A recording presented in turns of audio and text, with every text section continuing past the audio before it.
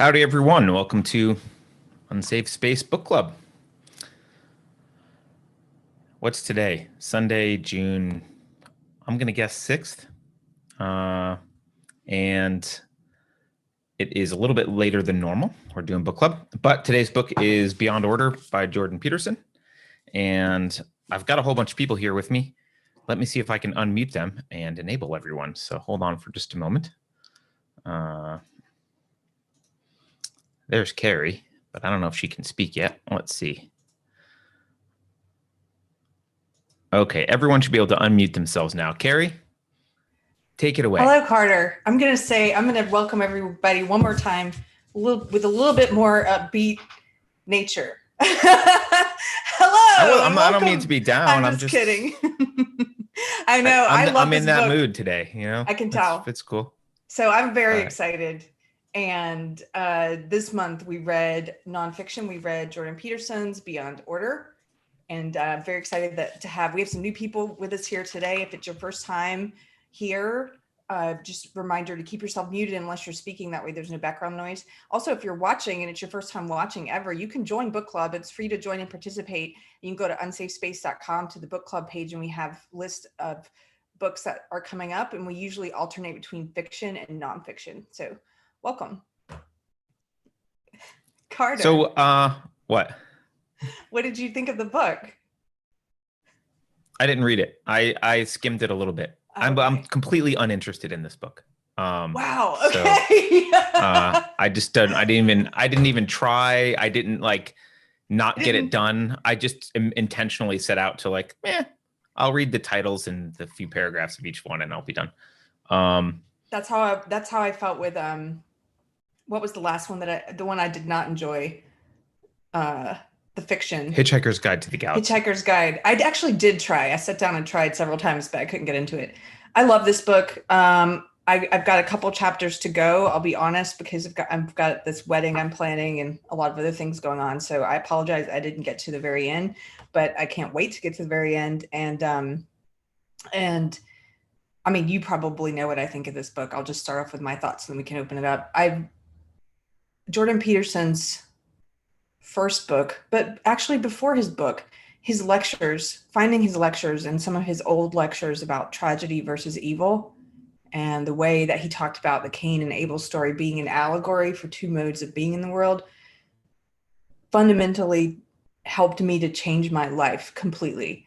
And in this book, Beyond Order, he gives us a few anecdotes about people who come up to him and tell him what he's helped them to do in their lives and these amazing transformations. And I know that happens to him, because if I were to see him, I would be one of those people. I did see him at his book signing, at his book, his last lecture tour or whatever. But I would be one of those people. So you were one of those people. Yeah, but you're there real quick. You're taking a picture. I'm not going to be like, you helped me to change my life. I've be that blubbering person, but that's true. He's helped me to change my life in so many ways, radical ways. And so a lot of this was territory that I've heard him cover before, obviously in Maps of Meaning and in a lot of his lectures. But I love the way that he makes it very accessible. He takes what should be common wisdom and is no longer that common, and he puts it in a really straightforward way, and he's able to write with great insight, I think, by taking different kinds of knowledge, taking different areas of knowledge and weaving it all together. And I'm just really grateful for this book. So that's my general thoughts about it, but we can get some other thoughts. I do want to say at the outset, I'm not I like Jordan's lectures. I actually haven't seen many of his lectures, but the bits I've seen, I love watching him do interviews with mainstream media people, because he does an excellent job. And so it's not that I don't like him. I didn't like the first book. And so I was like, 12 more? I don't know. I'm not really down. But why don't I'm sure a lot of people love this book, and let's just start with an easy question. What was the theme of this book?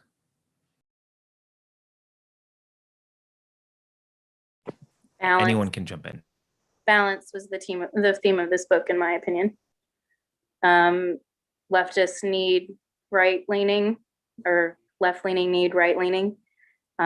Dave Ramsey says nerds need free spirits, or else they wouldn't have any fun, and the free spirits would just never have any money. So like the left need are the free spirits, and the right-leaning are the nerds. Kind of is how I used that previous knowledge that I learned and applied it to what I read. So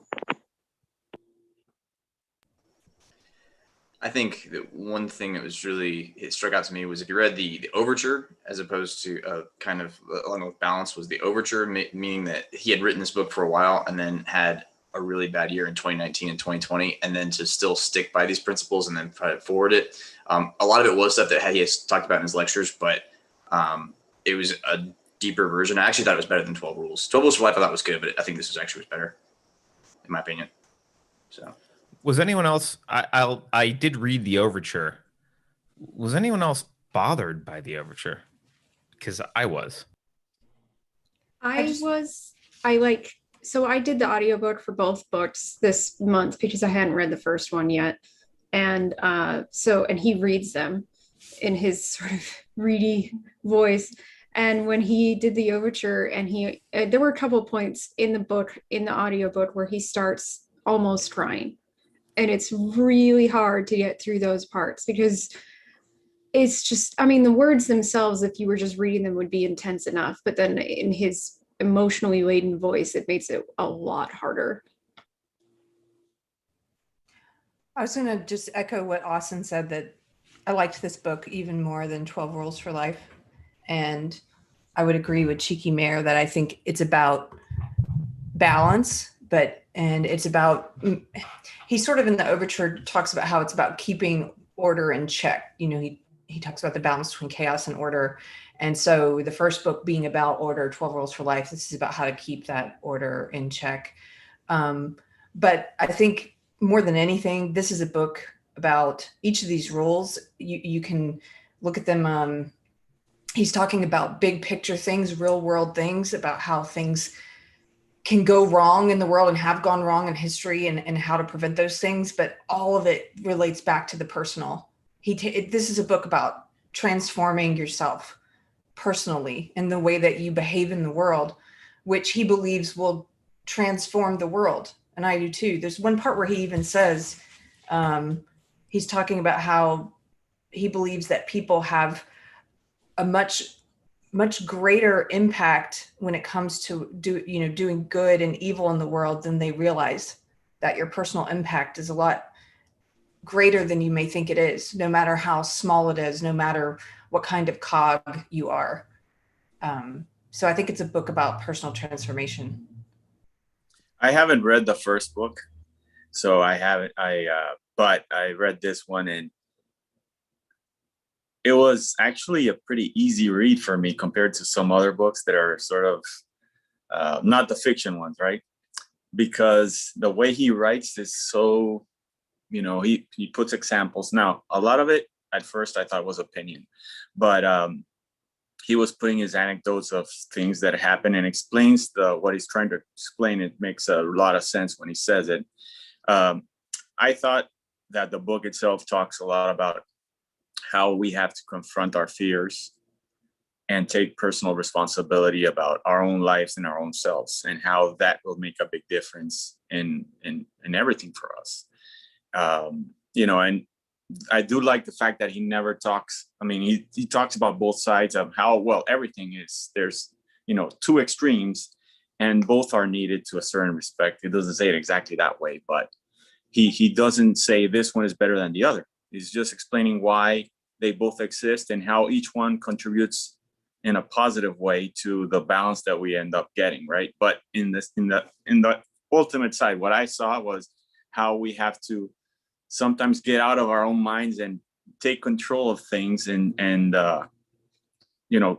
confront fears at times.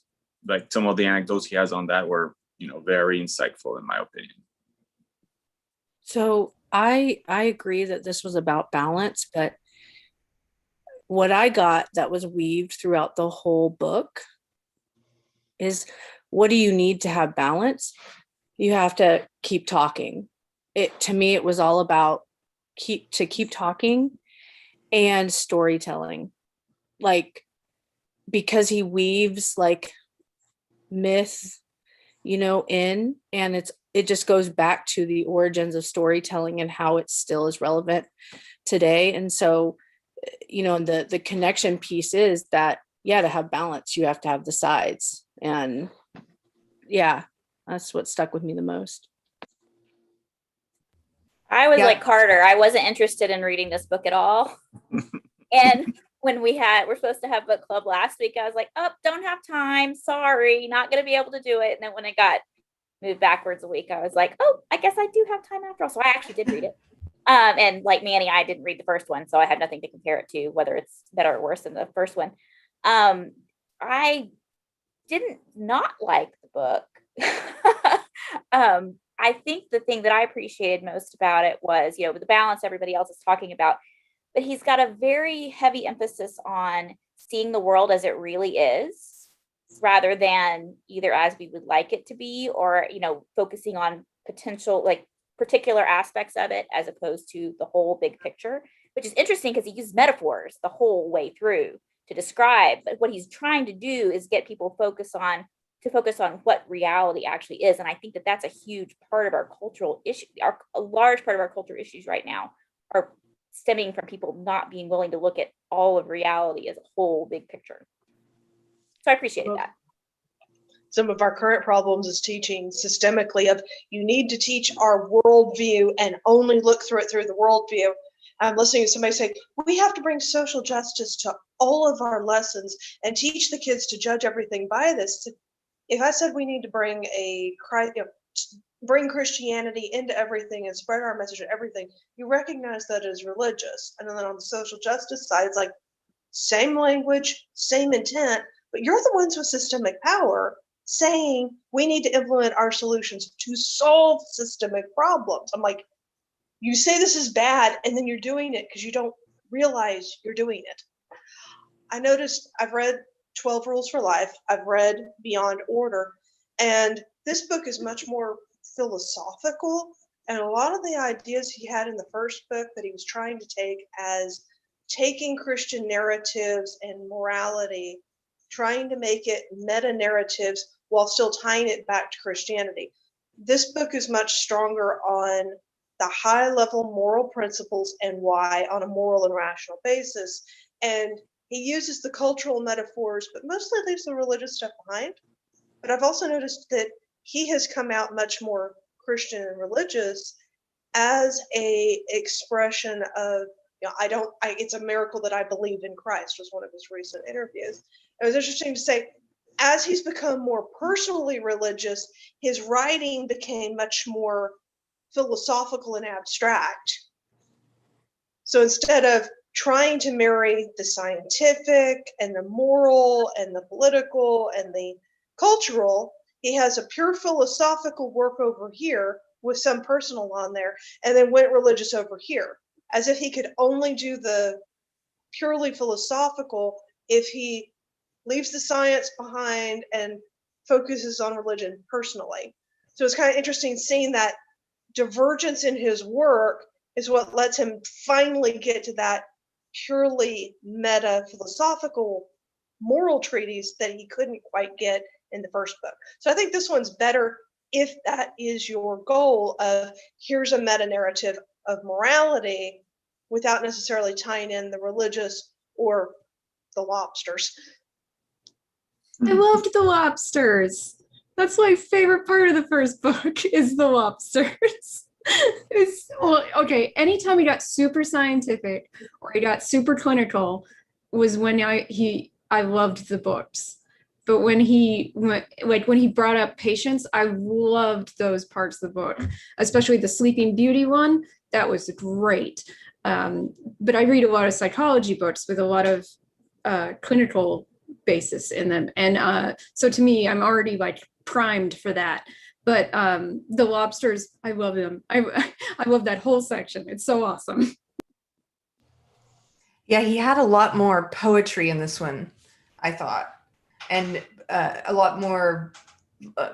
Maybe I haven't read the first one in a while, so but I think he had a lot more, like you're saying, Tamara, a lot more references to God in the Bible were incorporated as well.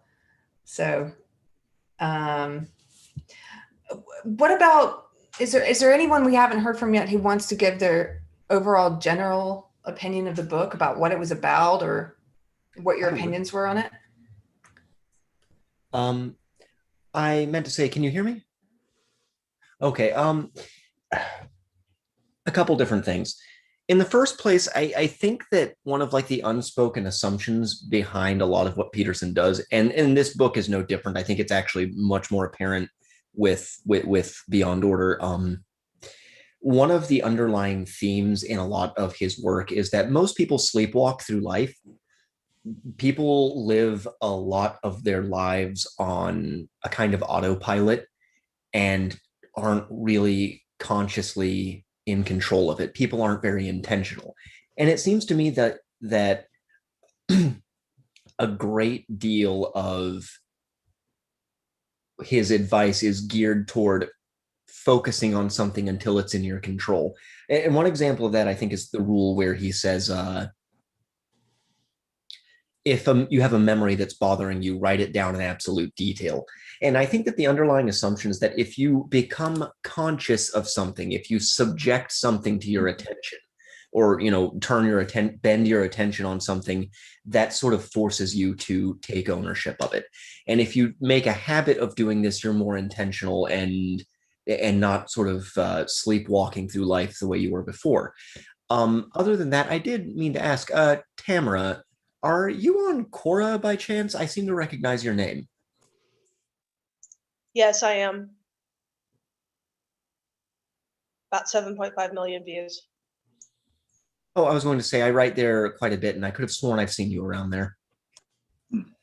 That's where this book started out, I think.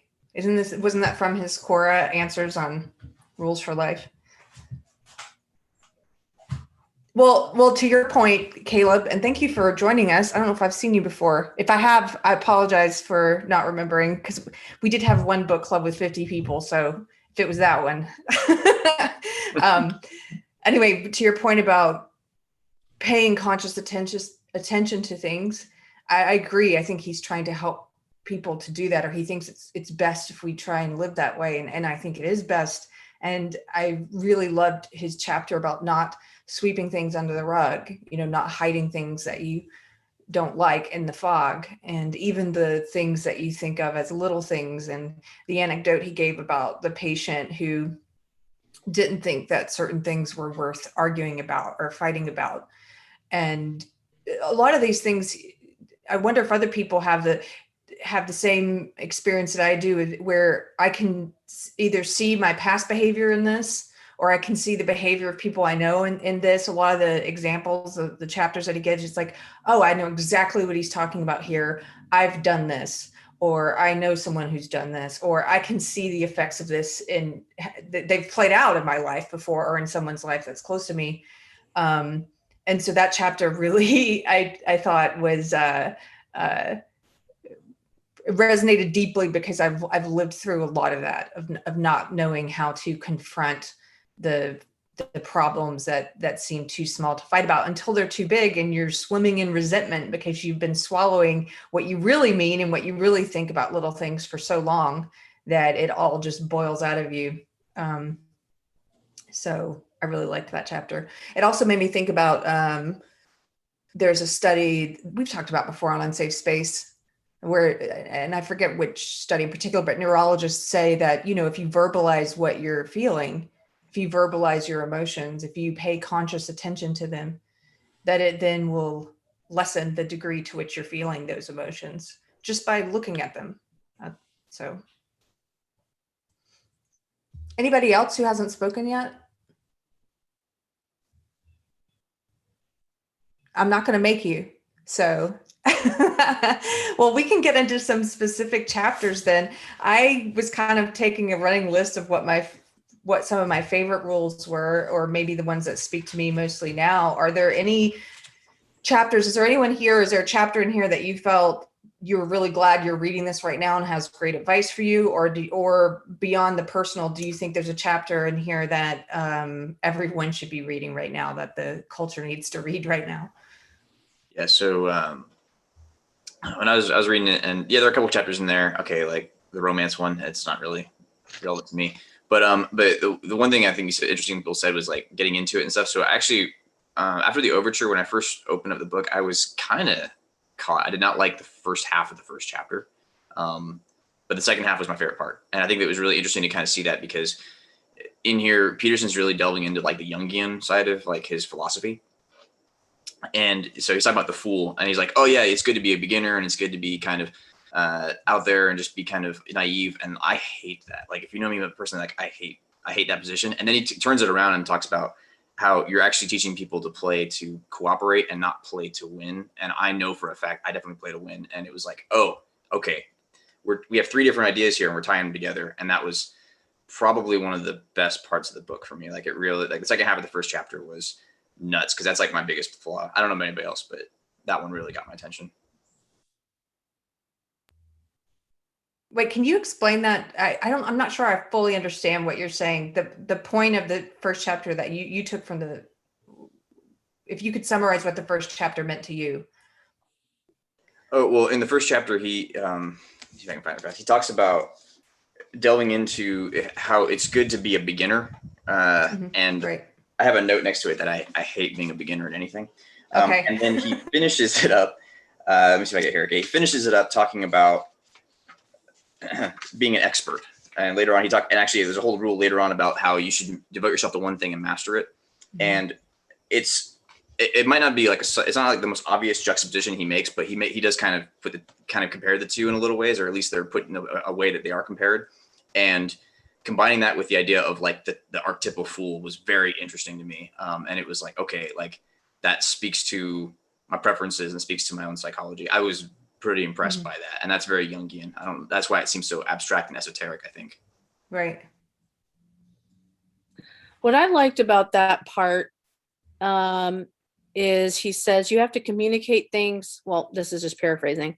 You have to communicate things that have value to others, or basically you're not valuable, or you're ignored, or you're invisible. And that related into, he told the story about the rats, how if a rat loses so many times or isn't invited, then he stops wanting to play.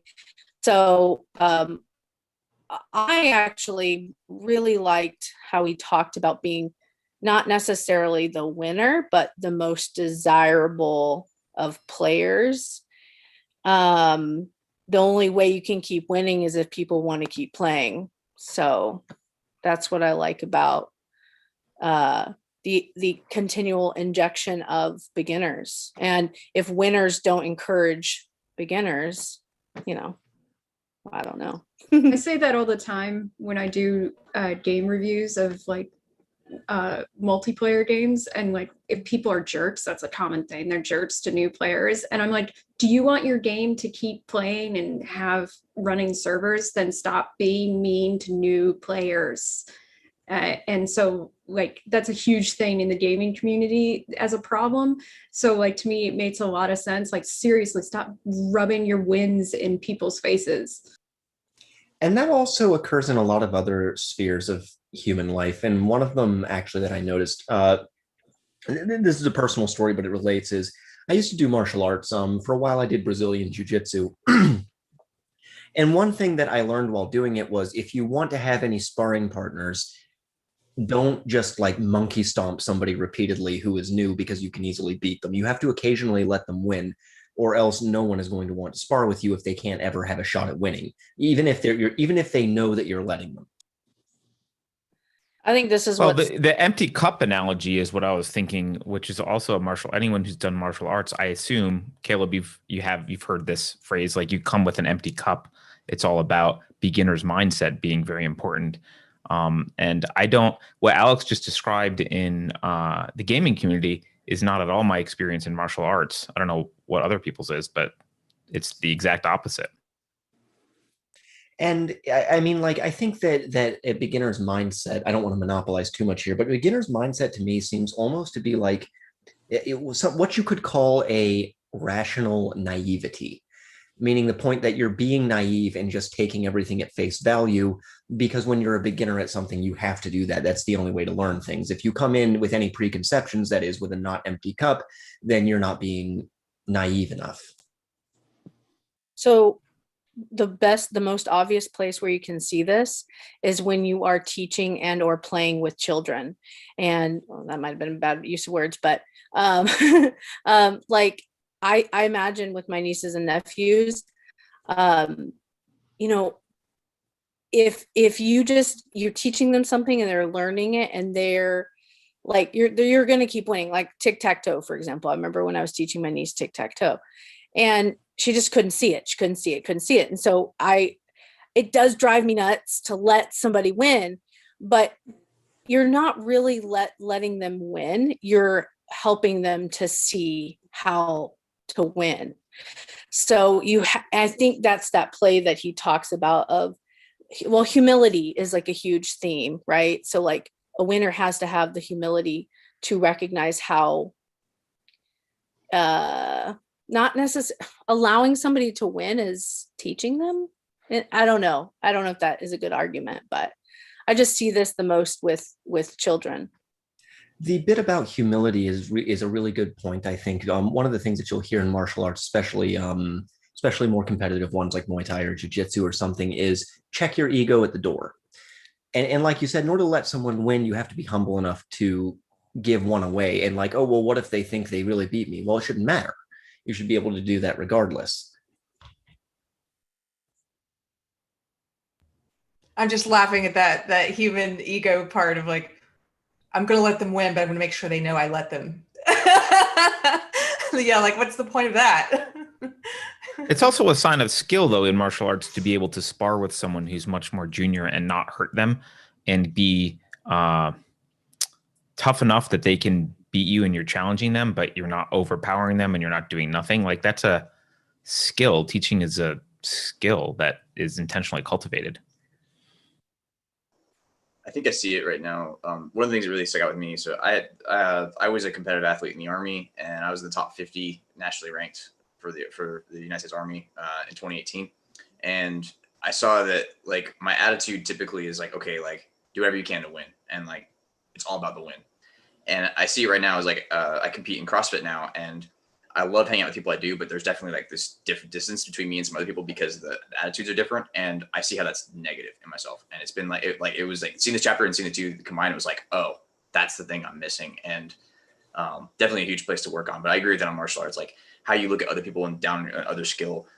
It's not that you necessarily hate people, but if you're out there to win and you're out there to try and it comes from a place of ego, and it's not a good thing. And it was like, okay, like these ideas are really coming together. So that really spoke to me, especially in mastering something too. I mean, I just want to say there's absolutely nothing wrong with like, I'm going to win. Like, I don't know if anybody saw that clip or if anybody watches the UFC. Rose, she won. Like, she was like, there was a clip of her before she did the fight and she had like a knockout. She was just like, I'm the best, I'm the best, I'm the best. And it was just this like mantra. And then she goes out there and she just like wins. And there's something really like awe-inspiring for people that are training or learning to like have that, to see that, right? There is a part in the book where he talks about the importance of being the top dog. And like, you know, and that segues into his discussion about the difference between power and authority and the responsibility that comes with that. So I just wanted to say, like, I think that energy of a winner is really like palpable, you know. I think I liked that part, how he drew a distinction between positive, healthy ambition and tyrannical desire to control others and have power over others, like just a desire for raw power, and how those two things are different. And I think maybe some of what you're talking about, Austin, I think a person maybe has to get to a place where they've mastered and they've become top dog before they what he talks about starts to happen, where they're taking great pleasure in helping newcomers, you know, the new person or the fool who's starting out in that endeavor. And he came back to that a few times about how, you know, don't be cynical, because there are people who have greater skill than you in a field, who are going to want to help you if you have ambition and you're competent and you're willing to take on responsibility. Exactly. I agree with that completely. And I was actually going to bring it to that way, because I was like, oh, the end of it, I was like, oh, looking towards chapter 12. I'm like, okay, this attitude, where it leads to. Exactly right. I was like, okay, yeah. I took this chapter to be very, a little bit different, I think. I've been teaching one of my youth group people to sew, and teaching, because she does not have an empty cup. She has a ego, but I've been teaching her to sew, and I've been giving her, you know, you put the pretty sides together, and you have a 1/4 inch seam, and you don't go super fast, but she doesn't. She just goes broom, and, you know, there's a big old seam, and I'm like, well, you need to know the rules first before you can break them. And she's like, well, this isn't a garment, this is art. And I'm like, oh, you know, you need to have a good foundation and know the rules, because I'm no rule follower. You know, I know, but I do know that I need to have the basics down before I can, you know, modify them a little bit to suit what I have in my brain. So I think that's how I interpreted the chapter. I used to teach college freshmen, and they almost none of them came with empty cups. Oddly enough, actually, the non-traditional students were more likely to be there to, you know, see me as their teacher and to you know, pay attention and take the stuff. But like the young 18-year-olds, they were like, no, you're an idiot. And also I look very young, so that doesn't help. I think that's built into a lot of human activity, is this idea of learn the rules before you break them. And it's not just that works, but I think it seems to me that a lot of traditional pedagogy, a lot of the older ways of teaching things, are founded on that process. For example, if you learn any music theory, one of the first things you'll learn is counterpoint. And the thing is the strict species counterpoint that they teach you when you're learning composition is not something you would ever use in a real piece, because it just ends up sounding like a Renaissance melody or something. But the point is that once you write in that extremely strict, restrictive idiom for a long time, it leaves its footprint on your cognition, and it changes how you write music. It's sort of informed by that. So I think that when pedagogy is done correctly, it takes that into account. And most really old traditional forms of pedagogy that have had a long time to develop have exhibited that pattern. I wanted to add to what Alex said, just to, you know, just so it's like, I mean, we all know why this is happening, but, you know, why we have kids. So I teach, I'm a professor as well. And I just took a course, a certification course through the college that I teach at. And it was like, we were sent this, like, these are the rules for teaching a good online class. And one of the rules basically was like, you know, let your students, you know, build the class, and they'll teach the class too. Kind of like, I get what they're saying, but like, this is the kind of stuff that kids are hearing. Oh, like we're co-making this class together. Now, I'm very much of like, I want feedback. Like, I want this to be like the best, safest, you know, most inspiring class. You know, I want to make sure it's clear. I want feedback and all of that, but no, you're not teaching. And so sorry to get on a soapbox, that just like triggered me, because I was like, I think part of the reason is that these kids are coming up with a perverted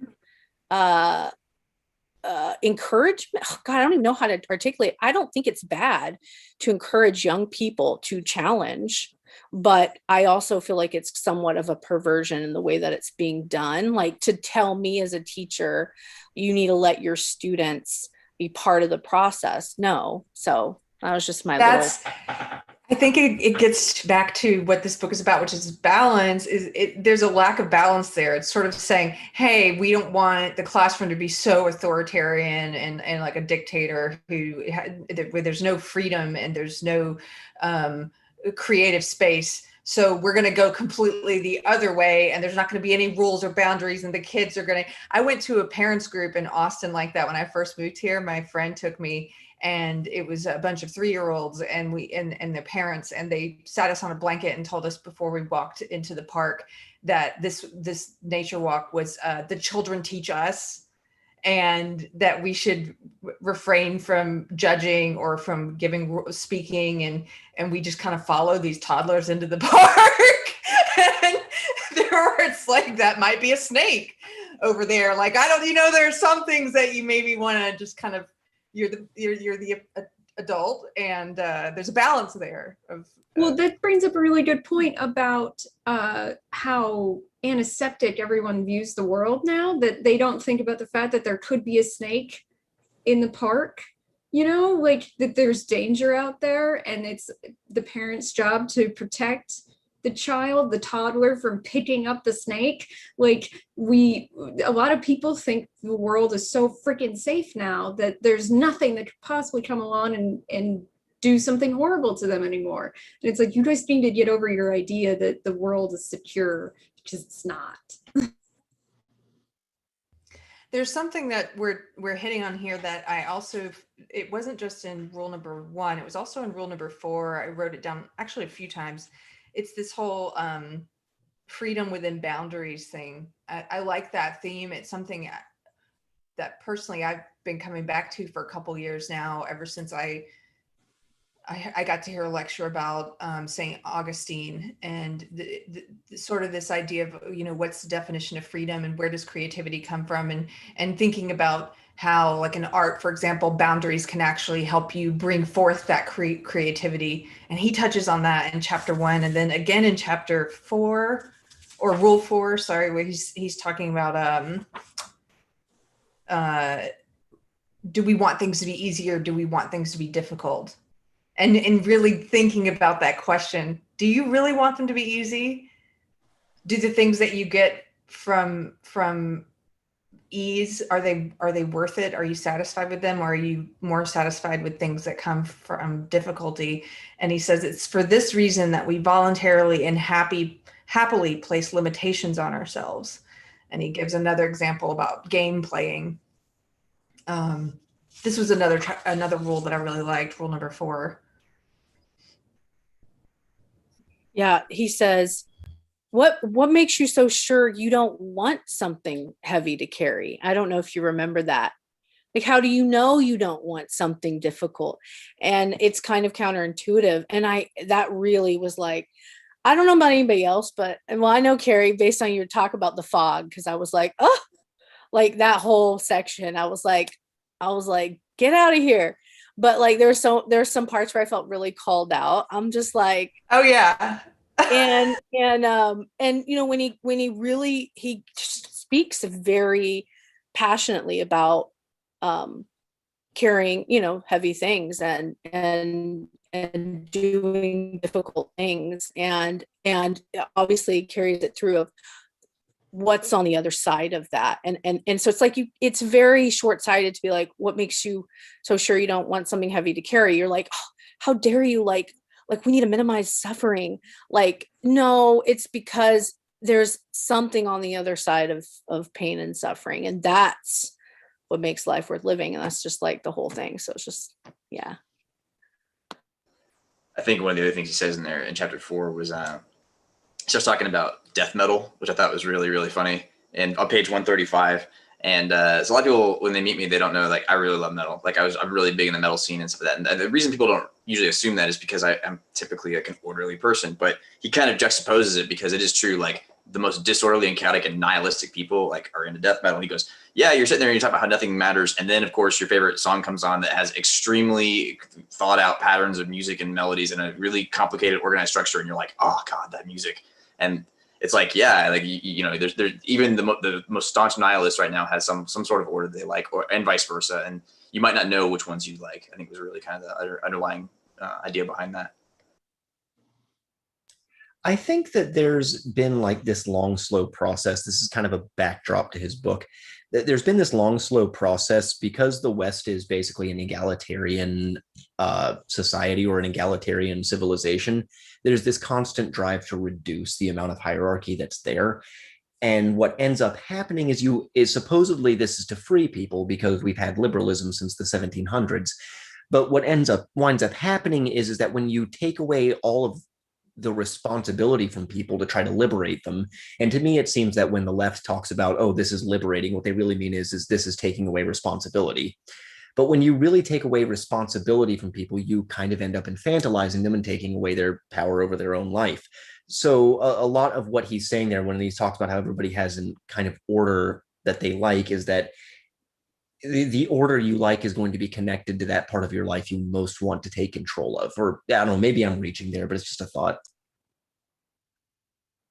Well, it seems like a lot of his writing is about personal accountability, which is kind of why, like, I didn't get a lot out of these books for like learning new ways to handle my life, as opposed to just reaffirming and maybe motivating me again, because I already had a lot of that personal accountability. So it seems like, and I don't think a lot of people want personal accountability. I don't think most people want it. I don't think they care about it. I think they think it's, they may not consciously think this, but they think that it is unsavory to them because they want someone else to tell them what to do, what to think, how to live their life.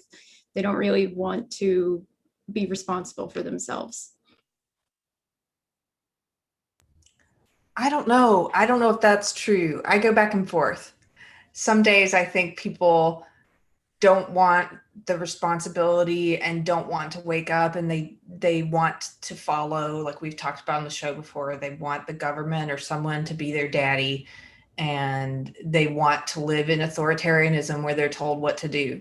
But other times I think, no, people aren't happy living this way deep down. He gets to that even. He sort of talks about how, and I'm going to paraphrase because I can't remember which chapter this was, but he's talking about if you're living in this unconscious way and you're making choices, it might be the chapter on don't do something you hate. He says, deep down, like you're unhappy. And so sometimes I think, well, these people who are followers and they're just choosing this because it's easy and efficient and it's the shortcut. And they're not doing what he says about like thinking of their future self 10 or 15 years down the road. They're just living in the here and now in the moment and just doing the cheap method of happiness, but they're not deeply content and happy. And if I guess the question then is there a way of, writing a book like this, are you going to reach those people? Are you going to reach those people who want a better way of living and just don't know it? Because they don't, maybe he reached me.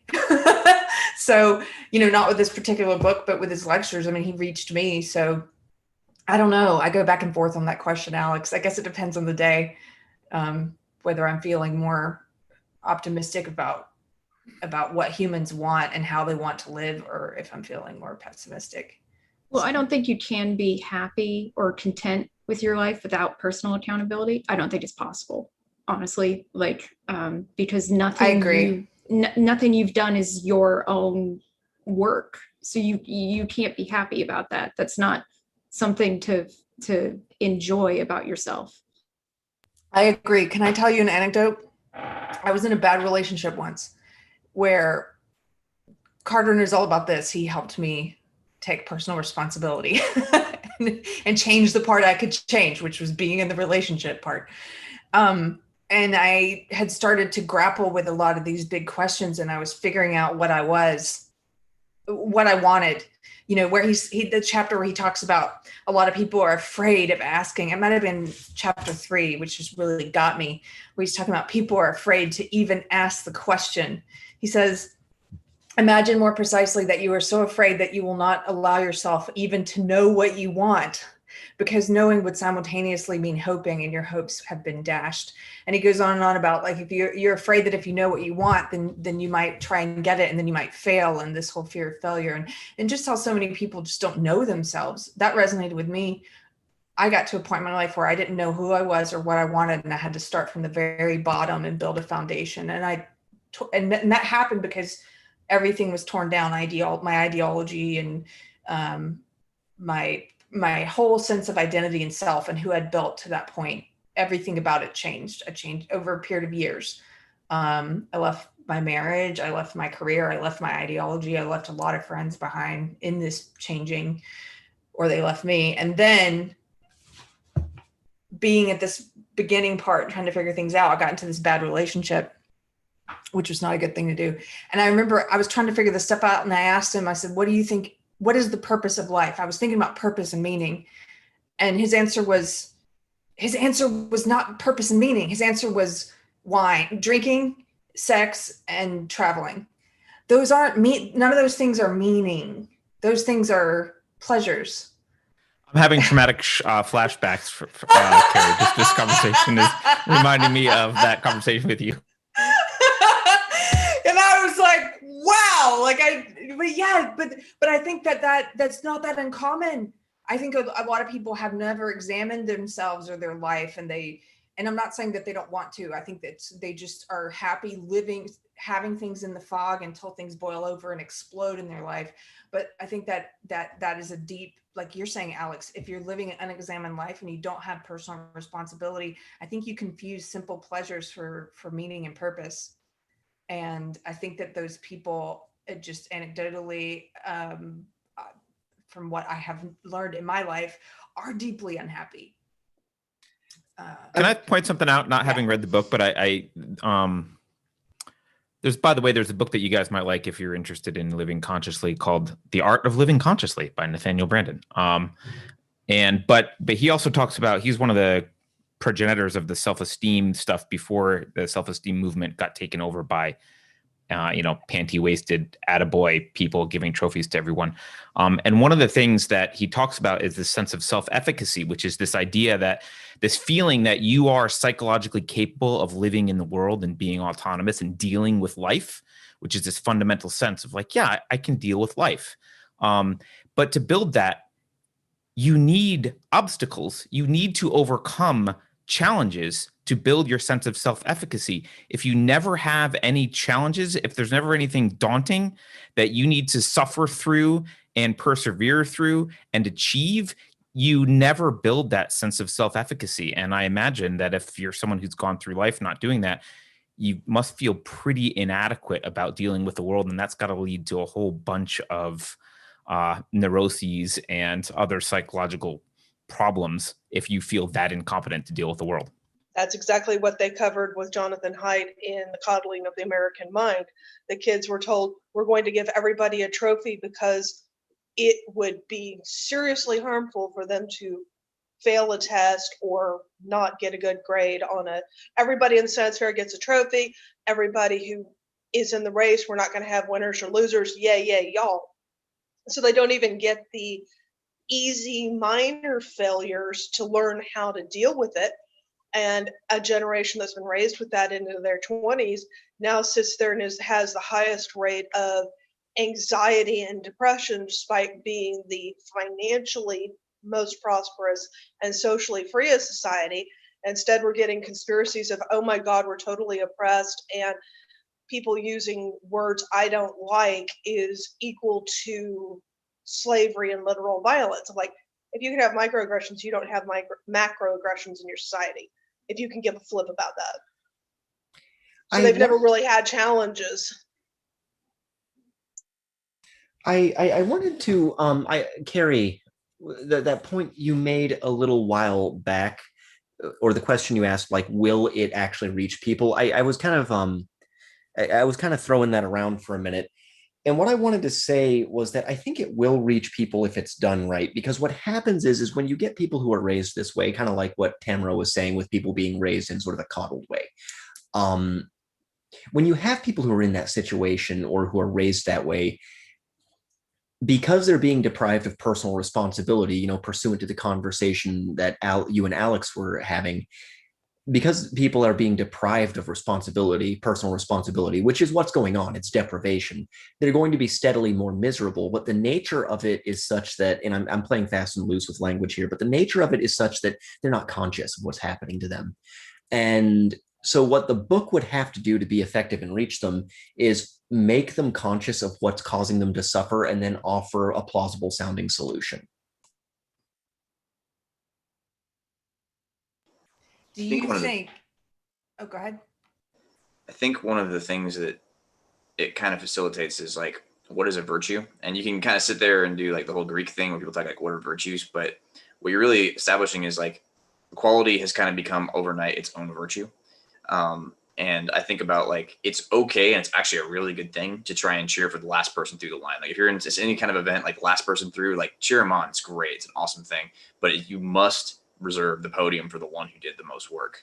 I think one of my favorite poems of all time, it ends, it says they haven't yet made a filter that makes the podium seem superfluous to the dream. Like you have to reward good and excellent behavior, but you also, it's okay to encourage somebody who's a beginner in that sense. And I think the first book at least covers some of this personal responsibility better of first clean your room. Don't sit there and go, I want to save the world. I can't save the world. Okay, nothing matters. Start small, clean your room, then clean your house. Then start cleaning out on the street. And then you can start, slowly building your circles of influence.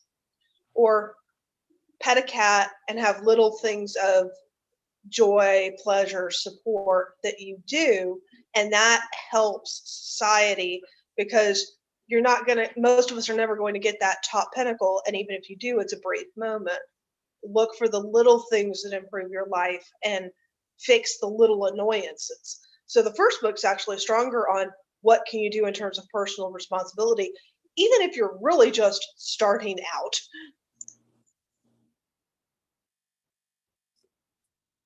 I think that.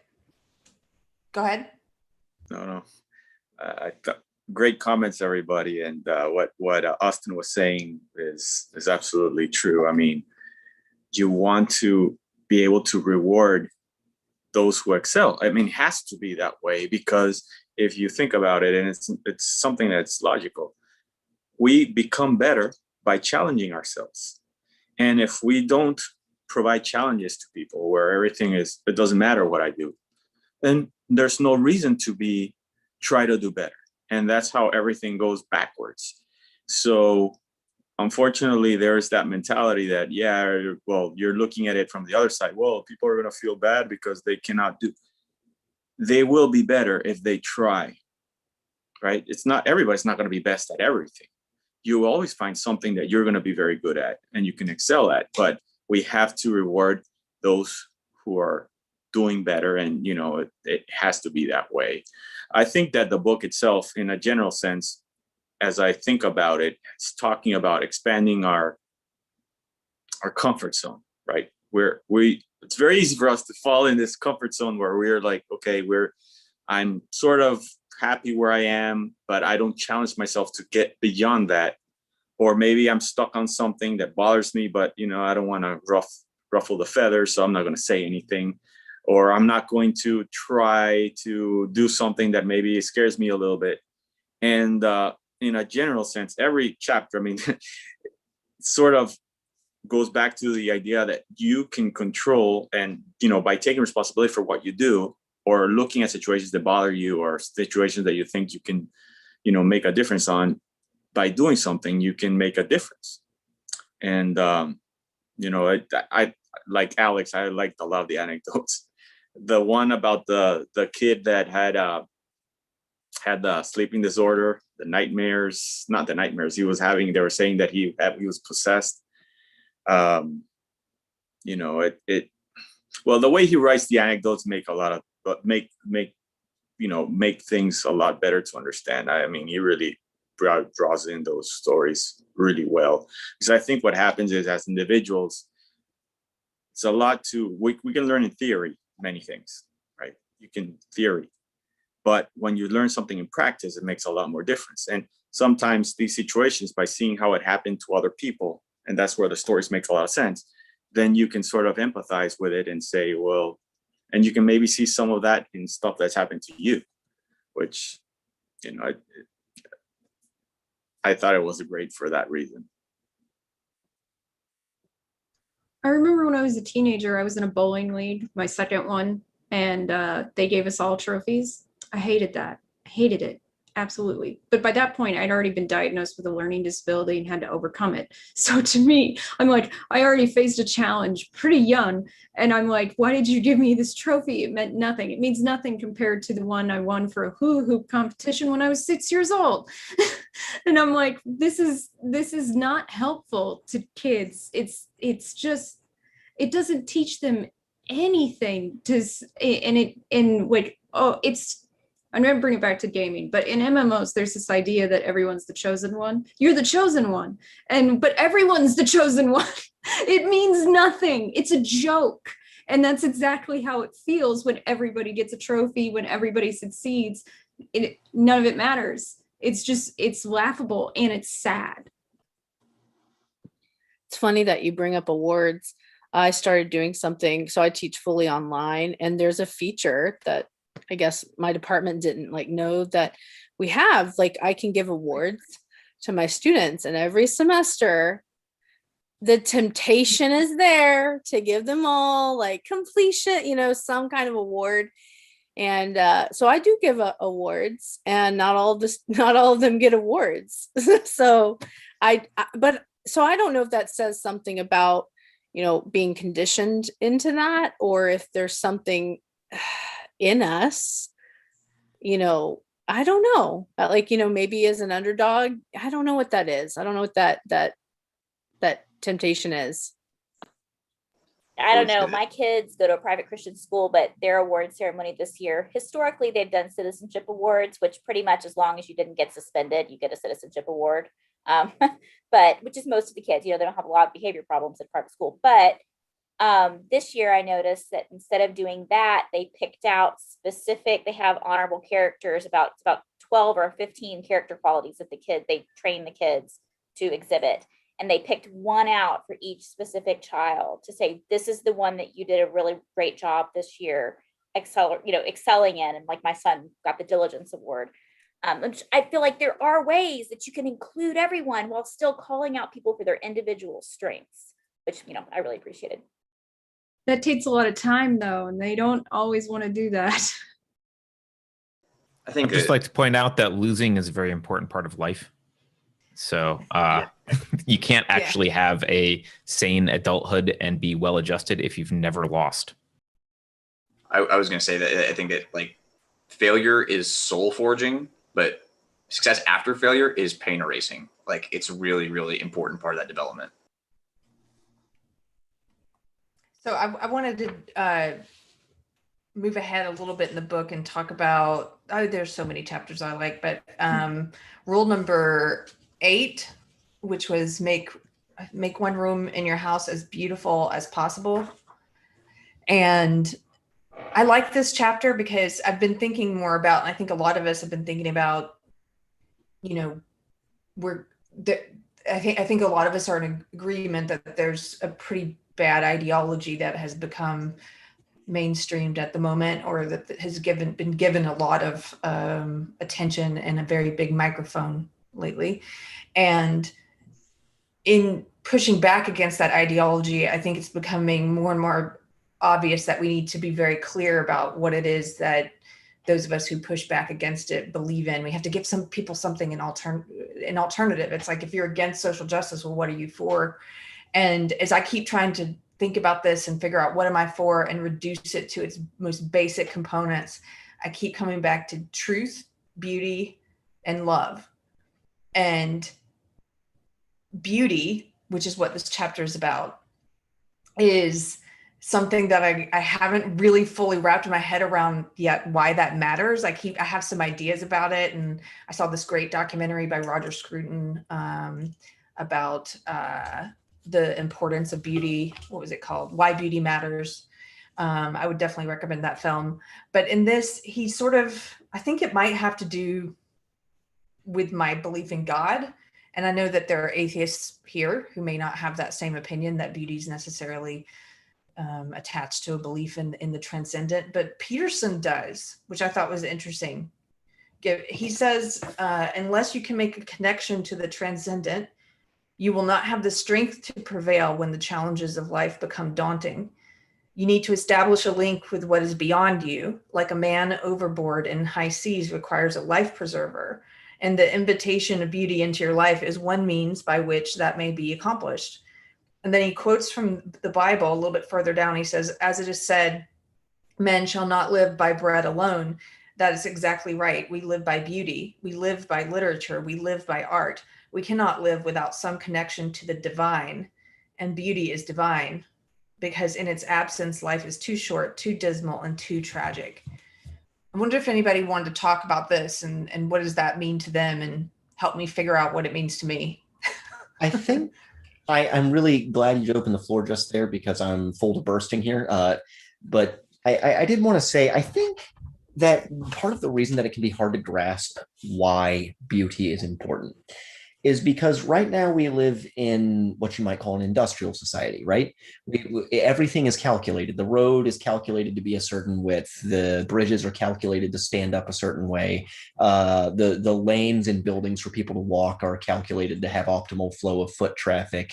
Warehouses are built to store just the right amount of goods as efficiently as possible, so on.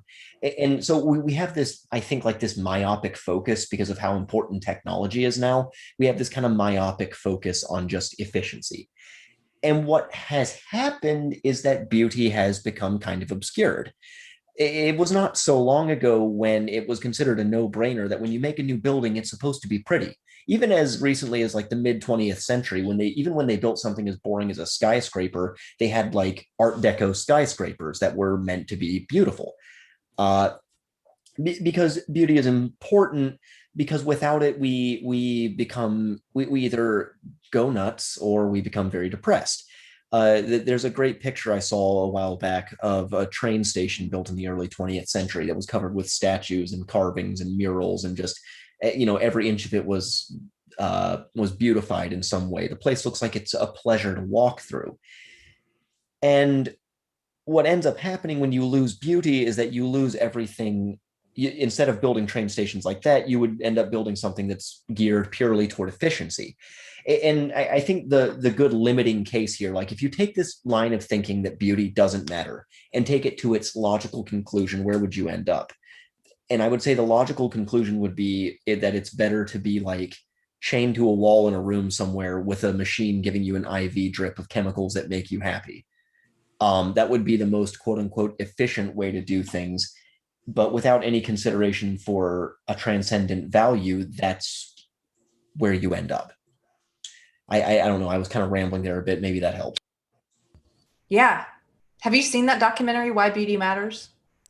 I have not. I am a big fan of Roger Scruton. I know he's one of the like really important conservative voices.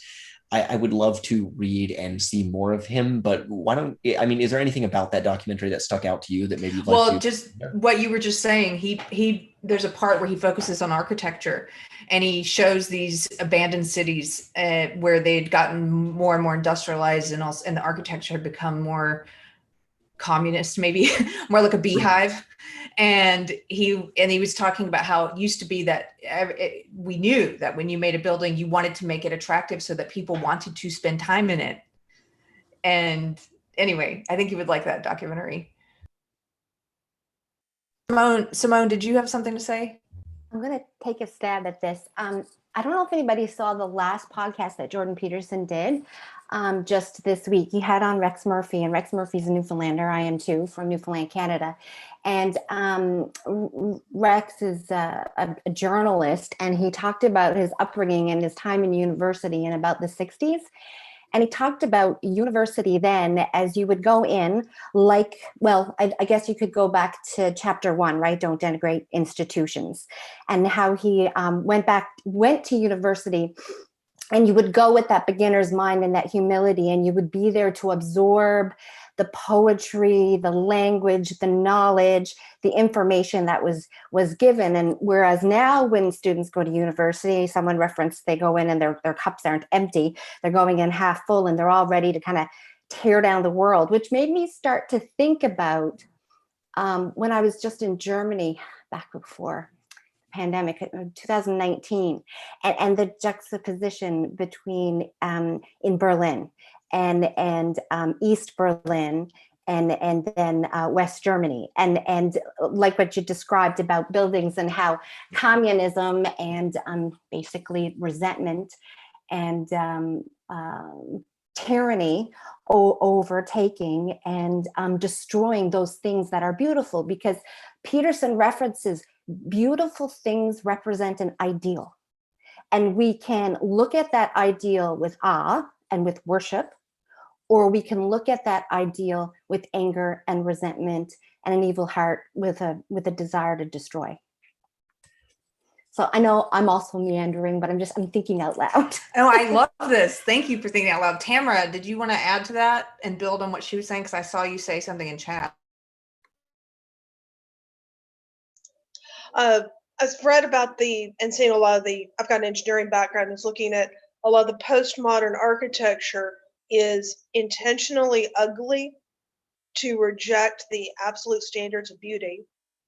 And then it's often intentionally hostile to people or hostile to purpose, at least in part, saying, well, this is how we're going to deviate from the norm of the industrial functional society. And that's how you get the court buildings that are awkward to navigate and the exterior of the building that looks like a slug with 50 eyes. I believe I had shared that article on the Unsafe Space at some point, where it was, this black curved thing with little windows jutted out like this. I'm like, it may have a high efficiency rating, but it's difficult to use. And it looks bad compared to the classic Baroque or even the wooden styles. I think that he also talks about art in it, and he makes a pretty good stab at trying to define art. And I've gotten this debate with people before about like, what is art? A lot of people think like it's really popular now to be like, everything's art if you get an emotional response from it. It's like, no, it's not, right? But one of the things I think is interesting is talking about beauty is like, there's this idea that beauty stands alone. Like truth is independent of a lie. Truth doesn't have to rely on a lie to formulate its existence. Beauty doesn't have to as well. Neither does like capitalism is a good example. Capitalism is not a response to communism. It doesn't matter what you think about communism. It's not anti-communism. It's its own thing. Communism is a response to capitalism, right? So I think beauty is the same way, where it's kind of it matters because it teaches you a virtue that stands alone on itself rather than has to be defined by its opposition, which is so popular in most of our topics when we talk about today on anything in virtue. Austin, So is this a false, like, I don't know anyone in modern society who's arguing for efficiency and no aesthetics. Like we don't build buildings like that even. Like you can make the point that buildings in the past were more beautiful, but look at communist architecture and look at capitalist architecture. Communist architecture tends to be all about efficiency with no aesthetic value. Capitalist architecture tends to have aesthetic value. Now our aesthetics have gone awry because our culture is gone awry. So now our aesthetic value is intentionally ugly, but it's not, efficiency is not the goal. I feel like we're trying to argue against a straw man. Like I don't know anyone in society, any major person who argues that things should be efficient with no aesthetics. Real fast, as a response to that, I understand that, but that's also, I mean, that's kind of the core of the idea of like the anti-fat shaming, like total body positivity movement, right? I mean, that's kind of the core of it right now, is that everything is relative, and therefore, if everything is so relative, then we shouldn't praise anything above one another. And if you do, it's some kind of privilege. It has to do with assault on truth. I know it sounds weird, but you connect those two ideas together, in my opinion. And I think Peterson does. I see that. I see that on the personal level with like fat shaming and that kind of stuff, and I see the deconstructionism there. But we were talking about buildings and art, and like I haven't seen that. Like I see the intentional attack on beauty with the ugly architecture and ugly art and all that stuff. But you can't attack beauty without valuing aesthetics. Like you value aesthetics and want to destroy them. That's the value that you see. Well, I would wanted say to that there's probably there's certain groups of people behind architecture. There's subgroups of architects who want to push efficiency. There's subgroups of people buying new building designs who want to push efficiency, whereas there are some who are like, I want the postmodern thing, and architects who are good at that. And then there's, but the problem is that we don't have anyone wanting to buy aesthetic plans that we understand as actually beautiful, nor do we have really architects who are trying to push that either. And that's kind of like, there are no Frank Lloyd Wrights right now, unfortunately. But neither are there like strict efficient architects who are just trying to be efficient. I think there are actually. Are there a lot? I don't know. I mean, or at least there's some meeting their client's desire for a complete efficient building. I don't know. The clients, they seem to like ugliness. Like that's what we're talking about. Like they're like, they want to build what's that center in LA? I don't know. Whatever. They're like, aesthetics still matter. It's just modern art aesthetics which are bad. No, I think it's both. I think there are people who definitely are out of just serving efficiency and laziness and cost effectiveness are foregoing beauty. That's definitely happening. I think both are true. And then there's also an assault on beauty happening. But like in the documentary Why Beauty Matters, there's a part where he talks about, on these wrought iron fences, we used to have these little sculptures on top of each point, and those take time and extra money to make. And why would you make those? Well, just to make it beautiful. But in this interest of efficiency and saving money, you don't need those. Get rid of those. I think a lot of little choices like that are made over time where it's sort of beauty is not as important. I think both things are true. I think we're devaluing the importance of beauty culturally, but also there's an outright assault on what is beautiful and the definition of what is art and what is beauty. That's happening too. And like you said, there are people who know how important it is, how important beauty is, and therefore they're trying to flip what we call beauty and render that word meaningless and say, well, poop smeared on a canvas is beautiful.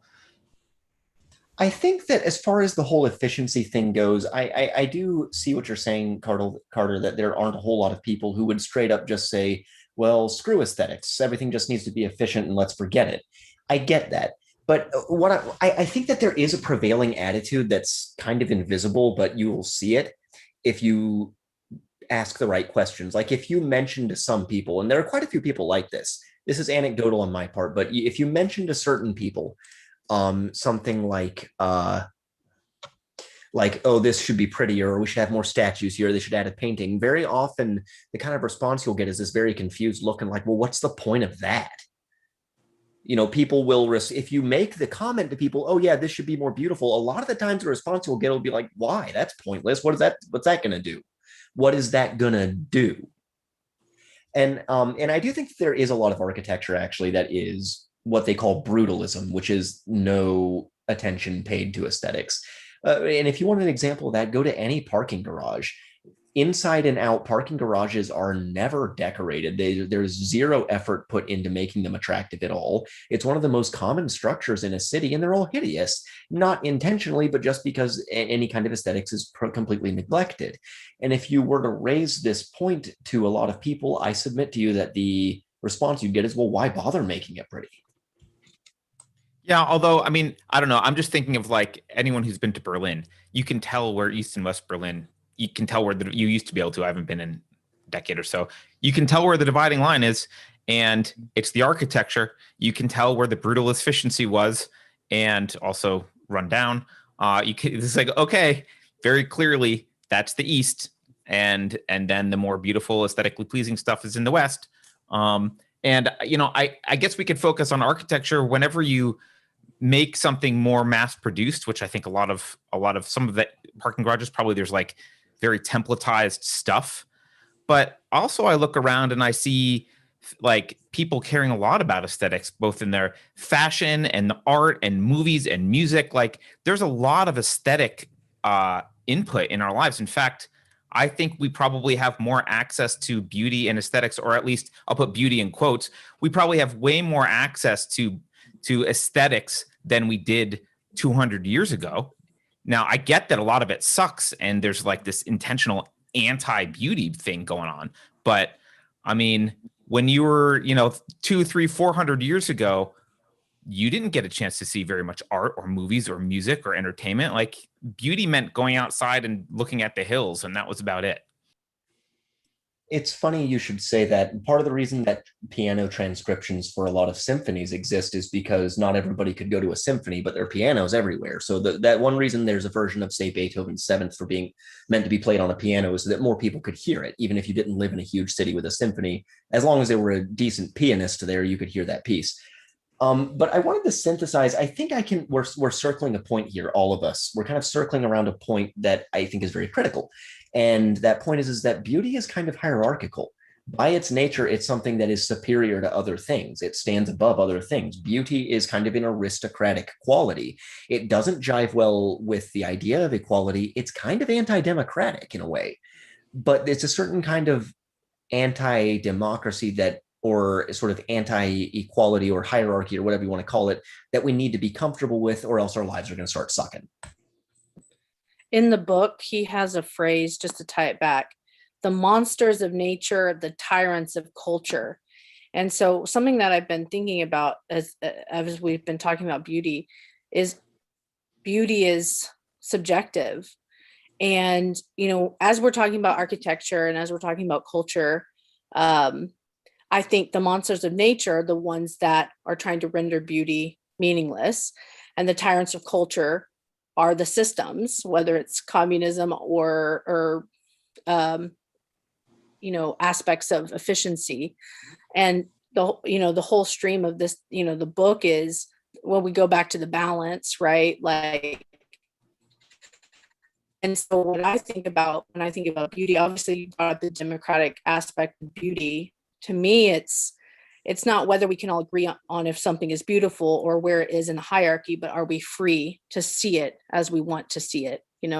That's kind of where I go with that. But we're not free to see it as we want to see it if seeing it and liking it makes you a fascist, or other people will say that. Which, I mean, and there have been cases of this. I can't name any names here because it's been so long, but there have been cases of people saying things like, well, poetry should have rhythm and meter and rhyme schemes, and being called fascists for it. I think it might be the group of people that Carter's exposed to, because I'm exposed to, help design wastewater treatment plants. That is shit right there. Literally. And the towns that we design for want it to be super efficient. They don't care what it looks like. They want their shit to be messed with and cleaned and put back into the river or the lake or wherever clean. And but the towns that we've worked with, the little towns that we've paid attention to the angle of the road, and we've matched the angle of the tank with the angle of the road, they're less likely to complain about the smell, because there's going to be smell if we pay attention to the beauty part. And so we've had to kind of adjust the owner of the or the city council or whatever, their little point of view. They're like, well, this would save us $1 million if we moved this tank this way. And it's like, yeah, but do you want all of the people around your wastewater treatment plant to be complaining the whole time? Or will they ignore the smell if there's a mural on the side of this shitter tank, or, stuff like that? So I don't know, maybe it's just the group of people I'm exposed to. Well, I'm not arguing that there's not people who are all about efficiency, and sometimes efficiency is the right thing. Like maybe wherever a building is or whatever, it's just, maybe it really isn't worth it. But that's not the only place that we find beauty. If you look at, someone brought up the Baroque period earlier, that was like, buildings were one of the only things that common people could actually experience, that have like buildings, statues. Maybe the buildings had some art in them if they were churches, but like they didn't have Netflix. They couldn't go listen to beautiful music at a whim. They didn't have art put on their walls. So like, okay, there's certain things where beauty isn't that important. And then there's other things where we are. I think it's a really hard argument to make that in 2021, the average person has less access to purely aesthetically valued things than several hundred years ago. I think you're absolutely right that we do have far more access, and it's one of the great things about this age. Like, I can hop on Gutenberg.org and read all the classic literature I want. The problem is that we're all trained not to value it, so the access doesn't help. Nobody uses it. Well, that's an overstatement. Not nobody uses it, but very few people do, because we're all trained not to value it. Mm-hmm. Or we're confused about what beauty is, which other people have been talking about, which I agree with. There has been a deconstructionist movement to like convince us that the poop stain on the museum wall is the equivalent of a Van Gogh or whatever. Or the mural on the poop stain. Right. Or just that it's not important. Yeah, I don't really understand what we're still talking about here, because I think it's just beauty is important. This chapter is talking about the importance of beauty, and why is it important is, I guess, what I think that's a question I'm still circling around, even though I've watched that documentary about why beauty matters. And I do believe it has to do with keeping you in touch with something that's transcendent and bigger than yourself. I think that it is a connection to the divine. And I think that we're losing that connection culturally. And that's maybe why it's being devalued. And the definitions are also being muddied about what it is. But, we've talked about this too, when it comes to like the Catholic Church and the way they beautified cathedrals. And when I was in the social justice ideology, I used to look at stuff like that as a waste of money and, sort of narcissism or calling attention to oneself. And actually a lot of beauty in general, I viewed as that kind of a waste. And it's not all ostentatiousness. It's not all useless, and it's not all greed. There's something, I think, inherently valuable in making a place beautiful, especially if it's a place that is supposed to have great meaning for you, like your home or your church, the place where you worship. Well, I'll speak for the atheist community and say I don't know any atheist who doesn't value aesthetics. They don't view it as a connection to the divine, but like, yeah, beauty. I don't know anyone who would say generally beauty doesn't matter. I know people who would say it doesn't matter for my parking garage that I'm paying for, but I don't know but that person probably has art on their walls. I don't know anyone who would say. No, but my question was, why does it matter? I think it matters because it's a connection to the divine. Why do you think it matters? Oh, I think it's inspirational. I mean, beauty can show you what's possible, and what's imaginable, and that humans can imagine and achieve. It's like reading a fiction book. You can see a hero, for example, who is more heroic than anyone you know in real life. But the fact that someone can imagine someone who behaves that way and does those things and has the triumphs that they have, like, that's an inspiration. And I think all art, even if you can't articulate it, you look at good art and you get a feeling of hope and being inspired about the world because someone produced something that is not what you can see normally. It's not the mundane and the ordinary. It's something exceptional and challenging. Okay. I think that also what happens is, and obviously there's different things. We're talking about art, we're talking about different things, but and I hope it makes sense. I know I sometimes ramble on, and I don't know if it always makes sense, but it's like as individuals, there's two sides to everything, right? And beauty on its own, it's like something inspirational, something that brings us happiness, perhaps when we see it, right? And the other side of the coin, for example, if we're looking at things, is if everything was the same, everything looked exactly the same, there is no difference between this and that, everything is the same, it would be such a boring situation. So, there would be nothing that you get out of it. And as human beings, we are always trying to look for things that are different. It's just how it is, I think. We are always striving to be different in a certain way from others. We're always trying to, stand out, perhaps. To a certain degree, it brings us joy, it brings us happiness to be able to to be ourselves. And when we see beauty, it just inspires us, like Carter's saying. I mean, I'll just give you a simple example. It doesn't make anything major, but like when I'm driving to work and I have two ways to go, I can go through this route where I'm going through a bridge or through a causeway that I can see the water and I can see palm trees and I can see something that, nature really nice. Or I can go over this route where I'm going over the interstate where it's just the road and a couple of walls and that's it.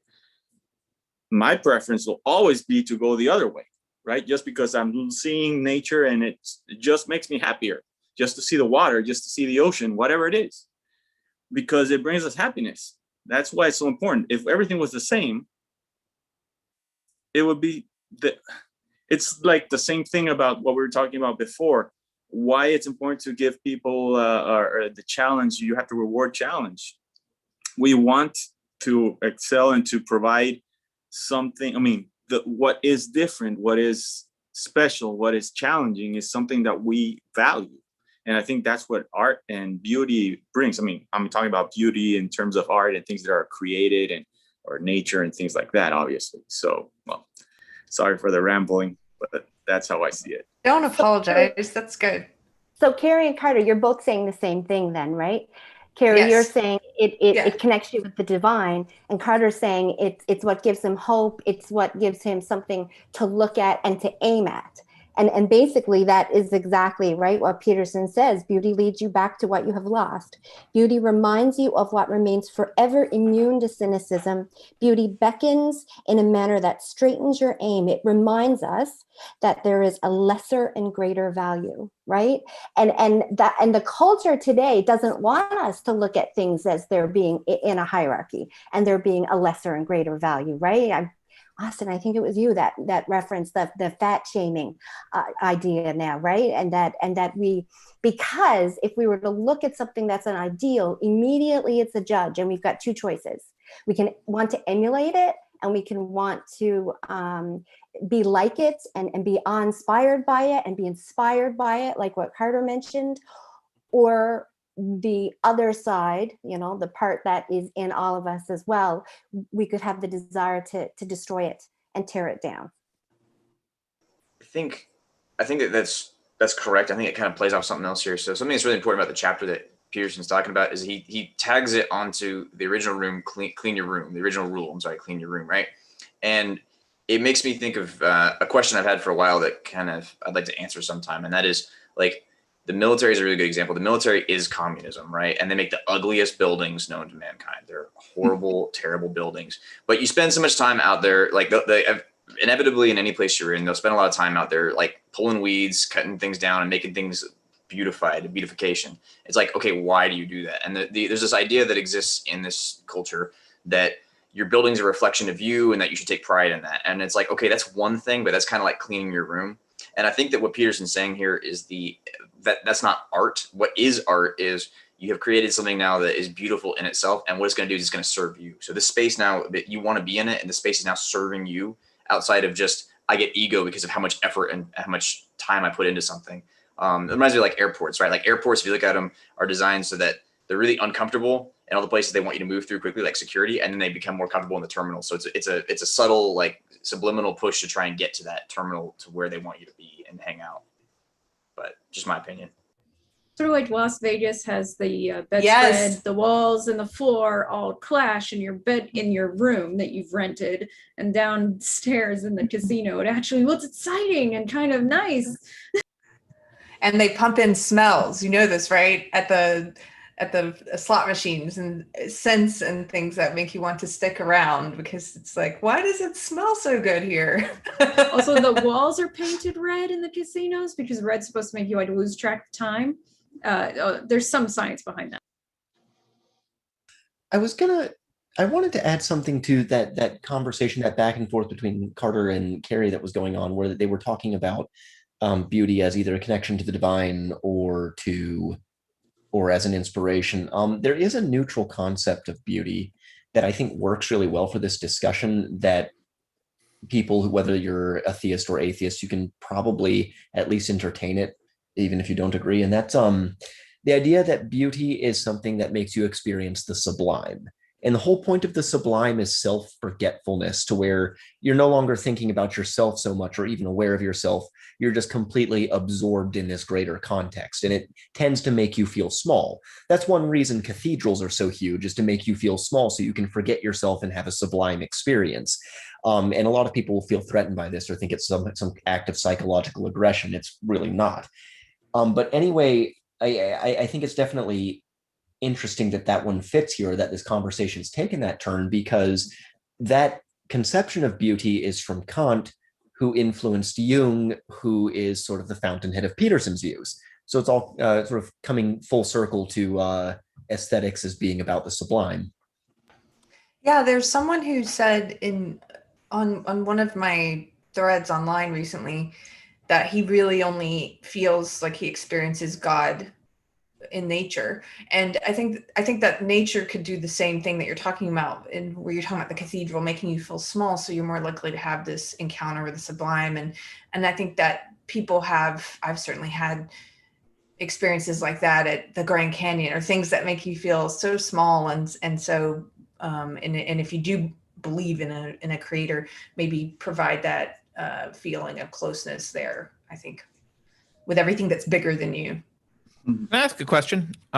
Because I relate to the feeling you're talking about, sort of like I'm imagining being outside and under the stars or whatever, or even in a big cathedral. But when the language is used that like you feel small, I don't feel small. I do lose myself in it. So like I do forget about kind of my existence because I'm focused on whatever's in front of me, and I'm in awe of it, and it's grand. But I wouldn't describe it as feeling small. Is that how Kant described it, or is that just your words? Or can you talk about the nuance there? Yeah, those are just my words, but it's words a lot of people use. It's not meant to name an actual emotion, although I can understand my language may have misled you on that point, but it doesn't mean this emotion of I feel like I'm small. It's more of a relative thing. Like if I look at some enormous sequoia and I'm in awe of it and I'm fixated on how huge it is, necessarily that's coming from a place of the sequoia being bigger than I am. So even if I don't have an immediate sensation of feeling small, my smallness compared to the sequoia is still an integral part of that experience. Does that make sense? Yeah, I'm asking because I do hear sometimes people say when they look up at the stars, oh, I feel so insignificant. And that they often use that word interchangeably with the phrase, I'm feeling small. And I don't feel insignificant. I feel excited about the frontier and all this cool stuff out there. And it's so big and vast and incomprehensible. But I don't feel, it doesn't make me feel insignificant. And I'm trying to tease out whether that's part of the definition that Kant is going for, and therefore Jung and Peterson. Carter, No, one of the comparison that I am curious if this makes sense to you.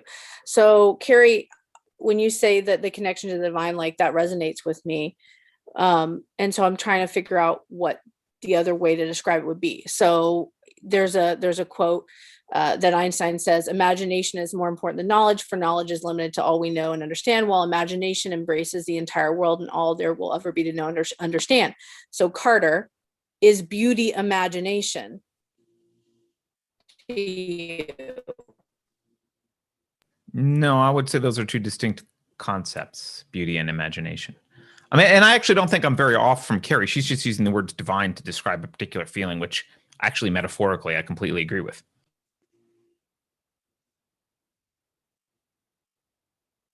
In regards to the question you just asked about Kant, no, that's not at all part of his definition. Now, he will say that you sort of shrink to insignificance in a sublime experience, but that's in the sense that the experience involves you vanishing and forgetting yourself. So insignificant in that sense, but the actual feeling of insignificance is not part of an aesthetics of sublimity. No. We usually go about 2 hours for these, and not that we couldn't go longer today, but if we usually, let's assume we're going to wrap up, and we usually do, we have about half an hour left. And I wanted to ask if there's a rule in particular that we haven't discussed yet that someone wants to jump, especially someone who hasn't talked a lot yet. If you want to say something, if you've been holding your peace. is there another rule we'd like to delve into? Zato, you've been kind of quiet. I am going to pick on you. Yeah, thank you. Well, every time I had a comment, I couldn't jump in time, and it moved on, so it's fine. And I'm not good at jumping in, so thanks for calling me out. I actually like so rule 2 and 7 I feel are kind of similar, where it's aim single-mindedly at something and work as hard as you can in one thing and see what happens.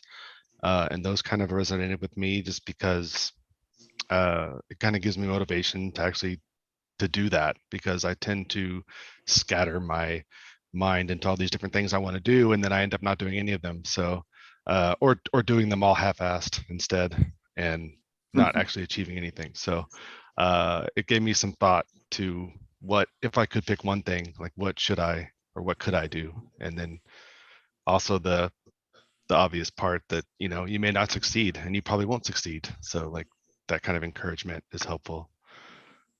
I have a side comment. I don't want to take this in a different direction, but one of the things I didn't like or I found distracting in the book was the references to Harry Potter. And I don't know if that affected anyone else, but maybe because it's a personal, it's a fiction. So why is that even relevant to you know, an anecdote?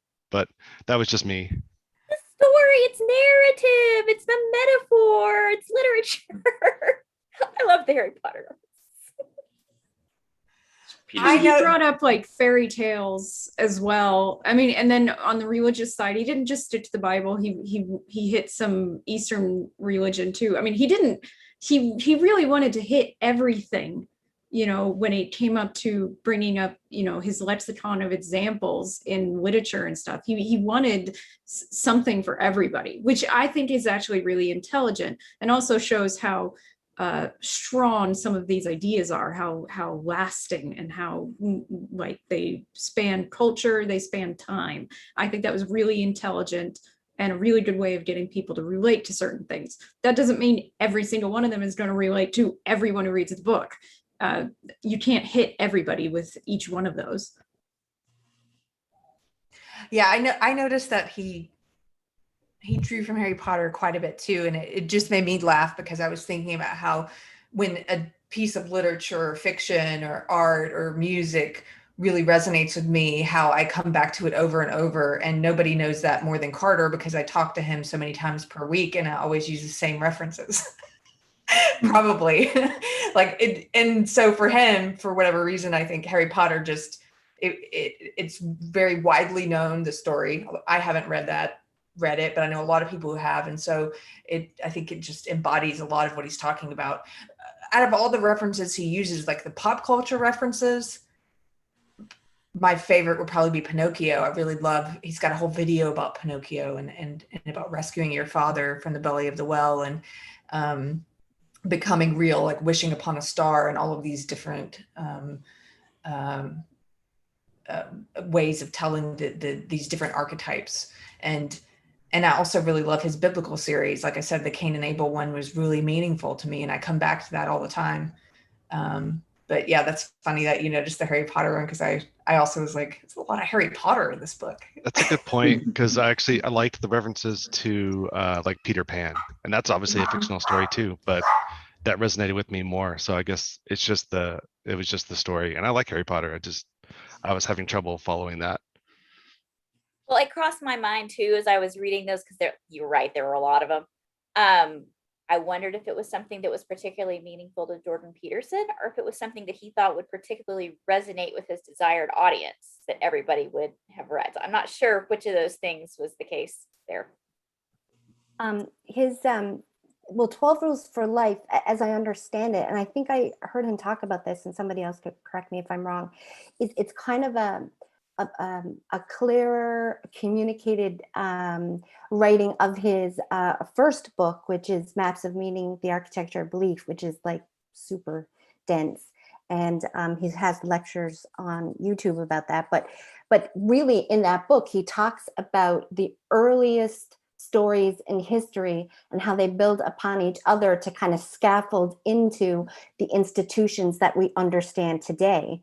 And he talks about how that we all are drawn to these stories of heroism, and and that's what makes Harry Potter such a good book and has such a vast read, is that it follows the same archetypical stories that have been around for thousands and thousands of years. I mean, we've all read really bad literature, right? Because there's a lot of woke social justice literature that, you know, you kind of read it and it doesn't make a lot of sense and the endings don't make sense and it's not relevant to real life. Whereas Harry Potter follows that traditional hero's journey story.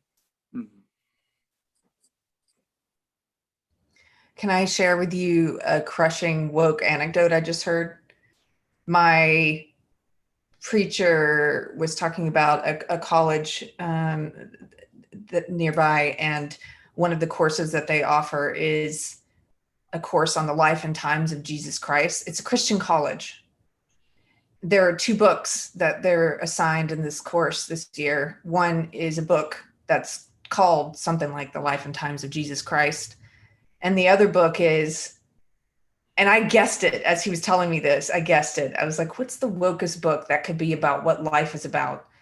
It's Ta-Nehisi Coates, Between the World and I.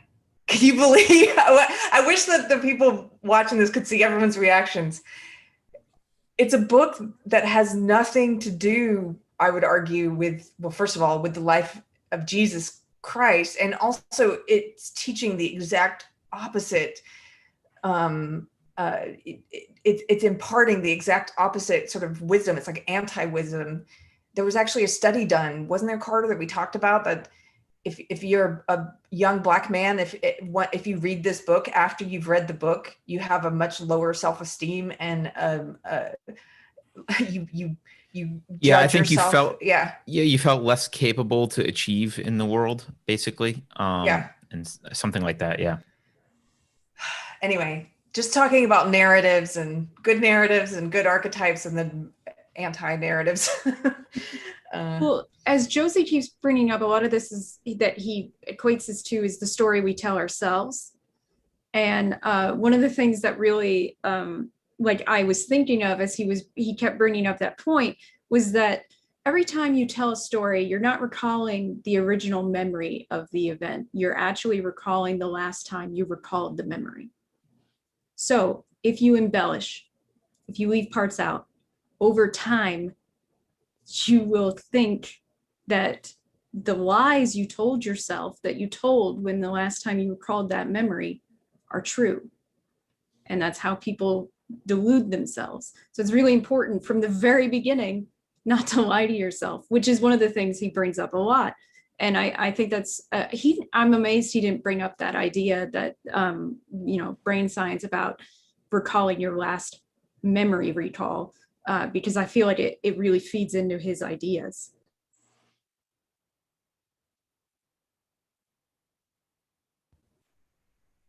I just wanted to ask Kent if he's still there, if he had anything he wanted to add, since he hadn't, Kent, you haven't spoken a lot and you may not be there. Okay. Are there any other rules that people wanted to touch on that were really meaningful to them? I wanted to know what you thought of the marriage rule, Carrie. Did you make it to that one? It was Rule 10. I did make it to Rule 10, and I'm in the middle of Rule 10. I didn't finish it. So I really like this one. I appreciate what he's had to say about marriage in his lectures as well. And I've actually quoted him before when I was entering into the idea of marriage and what a marriage should be, and about how the idea of, you're both promising that you're not going to run no matter what. And he talks about that here when it comes to the vows, that let me see if I can find that part, but the part where he's talking about you're basically making a promise that no matter what happens, you're going to stick around, which itself should be terrifying.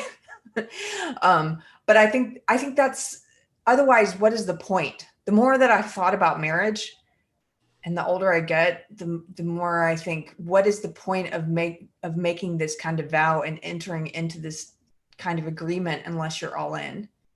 And he talks about, one of the worst things that you can do is lie to a person and lie to a person that you're supposed to be the most intimate and honest with. And if you're willing to do that, then you're basically creating two different realities, and you're no longer living in a shared reality with your partner. And I don't know. I'm getting ready to head into marriage in a week, and I read this chapter, and I read, gosh, what was the chapter about? Maybe it was the one about not sweeping anything into the fog, about the anecdote he gave about the husband who said, after 20 years, why are we still eating all these small plates? And how you should just address those things. Any problem that you have or any opinion that you have, you should just address it when it comes up, and not to commit any lies of omission of things that you believe or things that bother you, that it's better just to have the fight. This is something I learned just the hard way. I've learned a lot of things the hard way, is learning that there's a way to have constructive arguments, and that not all arguments are bad. And if you grow up in an environment where the only types of arguments you see are really toxic and destructive, that you might turn into an adult who tries to avoid confrontation and avoid arguments because you don't understand that there are positive ways to have them. So yes, this dress makes you look fat. You got to prep for that. Yes. Well, if I ask my husband, does this look good or does this make me look fat? I want him to tell me if it makes me look fat. I need to change my outfit. But maybe that's just me. But my favorite quote from the whole book was in the chapter, in the Rule 10 chapter, and he was talking just exactly about that, Carrie, about you need to have the argument. Sometimes some arguments are not bad, and sometimes it's really bad not to have the argument. It's much more destructive to not have the argument. And he said, do not foolishly confuse nice with good. Mm-hmm. Sometimes you don't need to be nice. You need to do what the right thing to do is. And I mean, it doesn't mean you're going to be unkind, but you sometimes have to make a choice that's the best, in the long run. And it might be hard now, but it's, the best in the long run if you really want the best for your relationship. And that doesn't just go for marriage, but. I was going to say that, I think the important thing is to see conflict as connection, not disconnection. And I had a friend, a narcissist friend, many, many years ago who we had some conflict, and she said, conflict is really it's just energizing for you. But for me, it's really draining. And for years, I lived with this. I let her sort of get into my mind that like, oh, conflict's energizing for me, so I need to be careful.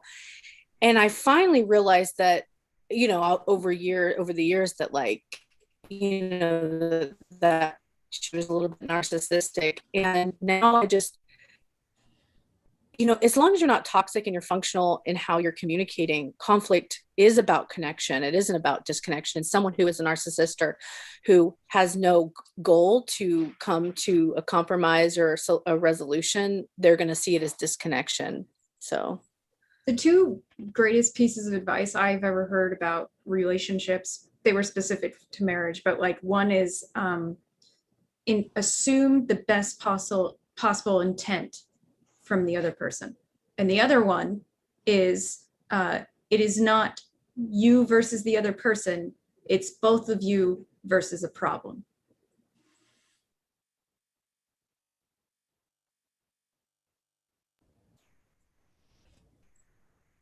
There's one part in here that actually made me think of something my preacher said, where he says, what's going to make you, where he's talking about the difference between negotiation, tyranny, and slavery. And he says, what's going to make you desperate enough to negotiate?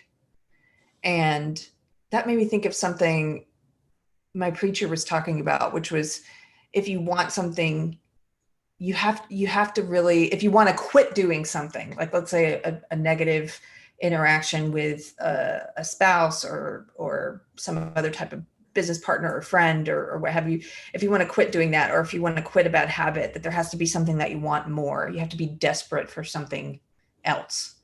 And it can't just be, I don't want to do this thing anymore. I'm probably paraphrasing here, but that made me think about, the importance of having something that you're aiming towards.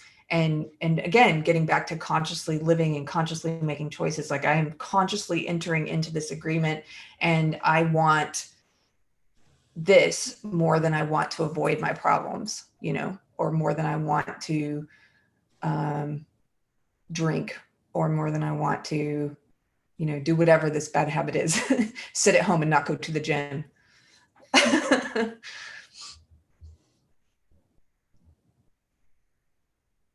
Okay.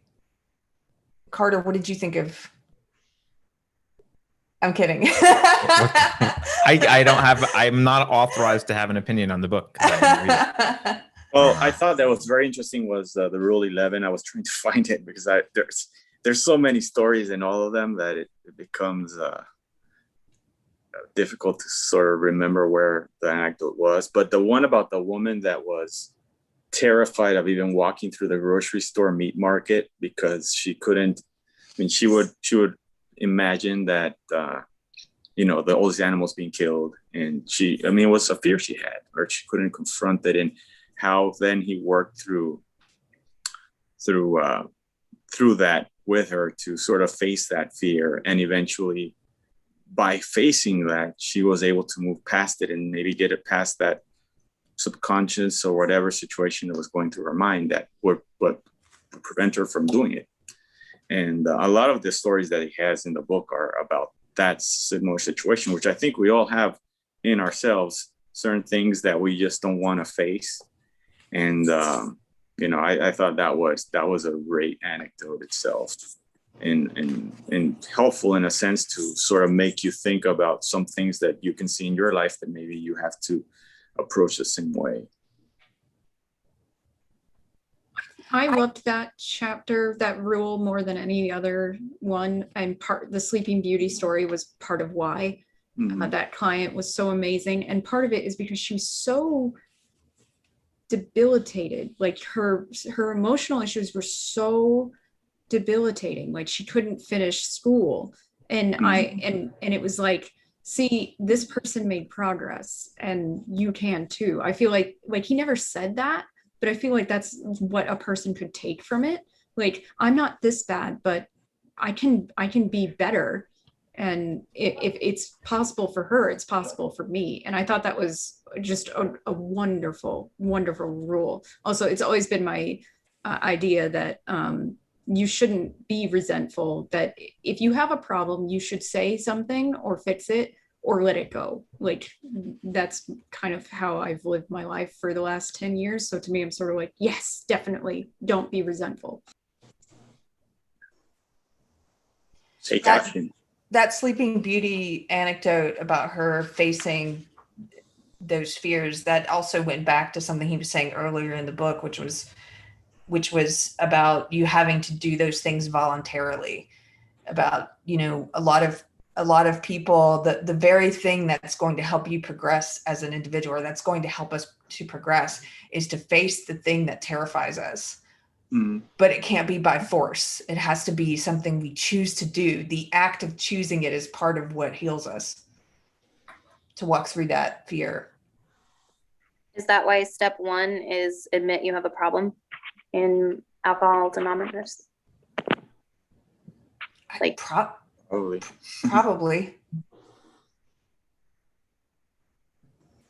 All right, I'm going to say it. I'm surprised that nobody has put in abandoned ideology. No one's talked about that, because that seems like something that this channel is really into. Abandoned ideology was a really interesting one, and obviously he goes after communism pretty hard.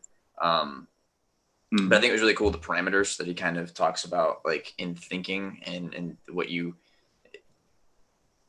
tries to basically tie everyone's psychology to be more interpersonal with the communication. At least that's kind of what I read into it.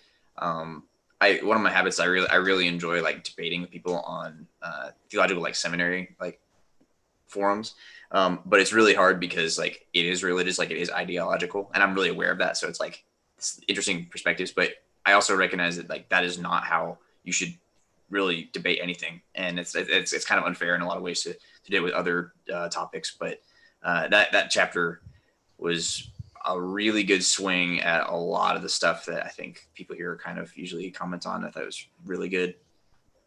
Well, what's going on today, right? I think it's the one where the Russian lady who had come from Russia and was working, and she was seeing all this, you know, this ideology going at work, where she was afraid to confront her supervisor manager to tell him what she was feeling, right? And that's exactly what we're living in today, I think, because what's happening in a sense is the same thing. And so if we don't speak up against what we see happening out there, and part of everything that we've joined this group here with Carter and Carrie, I think a lot of us think the same way. But if we just sit back and say, well, yeah, it's a problem, but I'll swallow that problem and not do anything about it, then that doesn't help anybody. And that's the ideology that you're talking about, that abandoned ideology often. I mean, we have to take action. If you don't, the problem's not going to get better. I think it was almost a direct kind of reaction to the woke crowd, which I mean is kind of obvious. Like, it's kind of an obvious move, and it's a little less philosophical than some of the chapters, but he ties it into like interpersonal psychology, which I thought was really interesting. And just like, he also mentions his last rule, which one of the rules from 12 Rules of Life, I can't remember which was my favorite one, which is listen to somebody assuming that they know something you don't. And that will never happen if you have an ideology. He's really clear about that. Like, you can't listen to someone realistically if you don't have an open mind to at least understand that maybe they have something to say that you don't. That was really cool. I'm pretty sure that this is from Rule 11, but my favorite quote is, paraphrasing again, basically, if you want to live in a world where everyone thinks like you, everyone is an enemy, or something along those lines. And I mean, it's quite crass, but if you really think about it, that seems to be where it goes. And I just thought that was really, really made me think a lot. I thought one of the things in that ideology chapter, or rule that he talked about, is something we've delved into before on Unsafe Space, which is that, how Nietzsche sort of predicted that with the quote unquote death of God, with humans killing the idea of God, that nihilism would come after, and so would ideology, sort of tyranny of ideology. And I was hoping he would draw a distinction, and I think he did to some degree, between ideology and belief, because that's something that I kind of I'm still trying to wrap my head around it. And I was trying to wrap my head around it just the other day, because I got baptized and I got baptized and I participated in a baptism, and it was something very meaningful for me. And I decided to do it because my preacher got me thinking about ritual and worship. And I do believe that I do believe there's something in humans that we're inclined towards ritual and worship, and that if it's not God, we will fill that with something else. And I started thinking about the importance of ritual and what a baptism means. And I'm also seeing all these people around me participating in another kind of baptism with, getting tattoos of their vaccine and stuff. And like, I'm like, well, I would like to have a meaningful baptism of my own. So anyway, I did that. And someone on social media said, congratulations, you've traded one cult for another. And I've heard that before, but I thought about it because I've thought about it a lot. I have heard it before. And I'm also a person who wants to make sure I don't fall into another rigid ideology. And so I've evaluated my belief system, and I think it's different than a cult. I think it's different than an ideology, meaning the cult characteristics that social justice lined up, that they checked off a lot of them. It doesn't allow questions. You can't have curiosity. You can't disagree with the tenets. You must conform. You're not encouraged to use your mind. You're just encouraged to memorize all these list of do's and don'ts, which are always changing. They encourage you to cut off contact with non-believers. The list goes on and on. You're isolating yourself, and you're punished if you leave. And none of that is true for my belief system. None of that is true. In fact, the opposite. I'm encouraged to ask questions. I'm encouraged to hang out with people who don't agree with me. I do a show with an atheist. I have a lot of some of my best atheists are friends, and it's just not the same. And so I was wondering if he would get to that. This is a long build up to say there was one part. Now he may not have described it in the same words that I am, but this one part where he's talking about essentially the difference between ideologues and religious people, and he says. He does equate them to religious fundamentalists. He said, ideologues are the intellectual equivalent of fundamentalists, unyielding and rigid. Their self-righteousness and moral claim to social engineering is every bit as deep and dangerous. It might even be worse. Ideologues lay claim to rationality itself. So they try to justify their claims as logical and thoughtful. At least the fundamentalists admit devotion to something that they just believe arbitrarily. They are a lot more honest. Furthermore, fundamentalists are bound by a relationship with the transcendent. What this means is that God, the center of their moral universe, remains outside and above complete understanding, according to the fundamentalists' own creed. Right-wing Jews, Islamic hardliners, and ultra-conservative Christians must admit, if pushed, that God is essentially mysterious. This concession provides at least some boundary for their claims as individuals to righteousness and power. As the genuine fundamentalist at least remains subordinate to something he cannot claim to totally understand, let alone master. But for the ideologue, however, nothing remains outside understanding or mastery. And ideological theory explains everything, all past, all the present, and all the future. This is to me is the fundamental difference. Is my faith, first of all, I wouldn't say is fundamentalist Christian. I wouldn't define it that way. But even if you were to look at a fundamentalist Christian sect or whatever, it's still centered around something that you can't completely know, a mysterious creator, and it's admitting I don't know everything, because I have to have faith and belief. I don't know everything. Whereas a cult of ideology says we know everything. I've got an answer for everything. And that's why I think when they say they're like woke is done. There's nothing left to learn. I'm woke. I know everything. My ideology has infused me with all knowledge. I'm morally and intellectually superior. I have no epistemic humility whatsoever because I'm woke. And that's in opposition to awakening, which is continual. It's present. It's something that's always happening, and it includes humility for what you don't know. That was a long, thank you for allowing me to, that was long.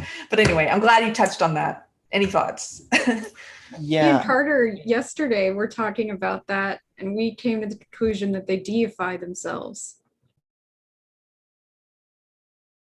I was going to say they do have sort of their own version of continuous awakening, although it's very impoverished. And their version of continuous awakening is you can never understand the struggles of people who are more oppressed than you, according to the intersectional bingo game, you know. So and it's not their job to educate you, so you have to observe them carefully and try to internalize their suffering, although you can never fully understand it. So it's basically the degree of illumination is based on how oppressed you are in the whole intersectional bingo game. Alex, were you? I missed what you said. It sounded like you got cut off. I don't know if that was just me. I said that when me and Carter, Caleb were talking yesterday, we had a discussion about, and I posted about this on Twitter, a very long thread yesterday morning, about how these people, they deify themselves because a lot of them don't believe in God, but they believe that it's possible to, that humans are special, so that they, in an aberration from nature, is one of the things I said they believe. So they take the place of God in their ideology.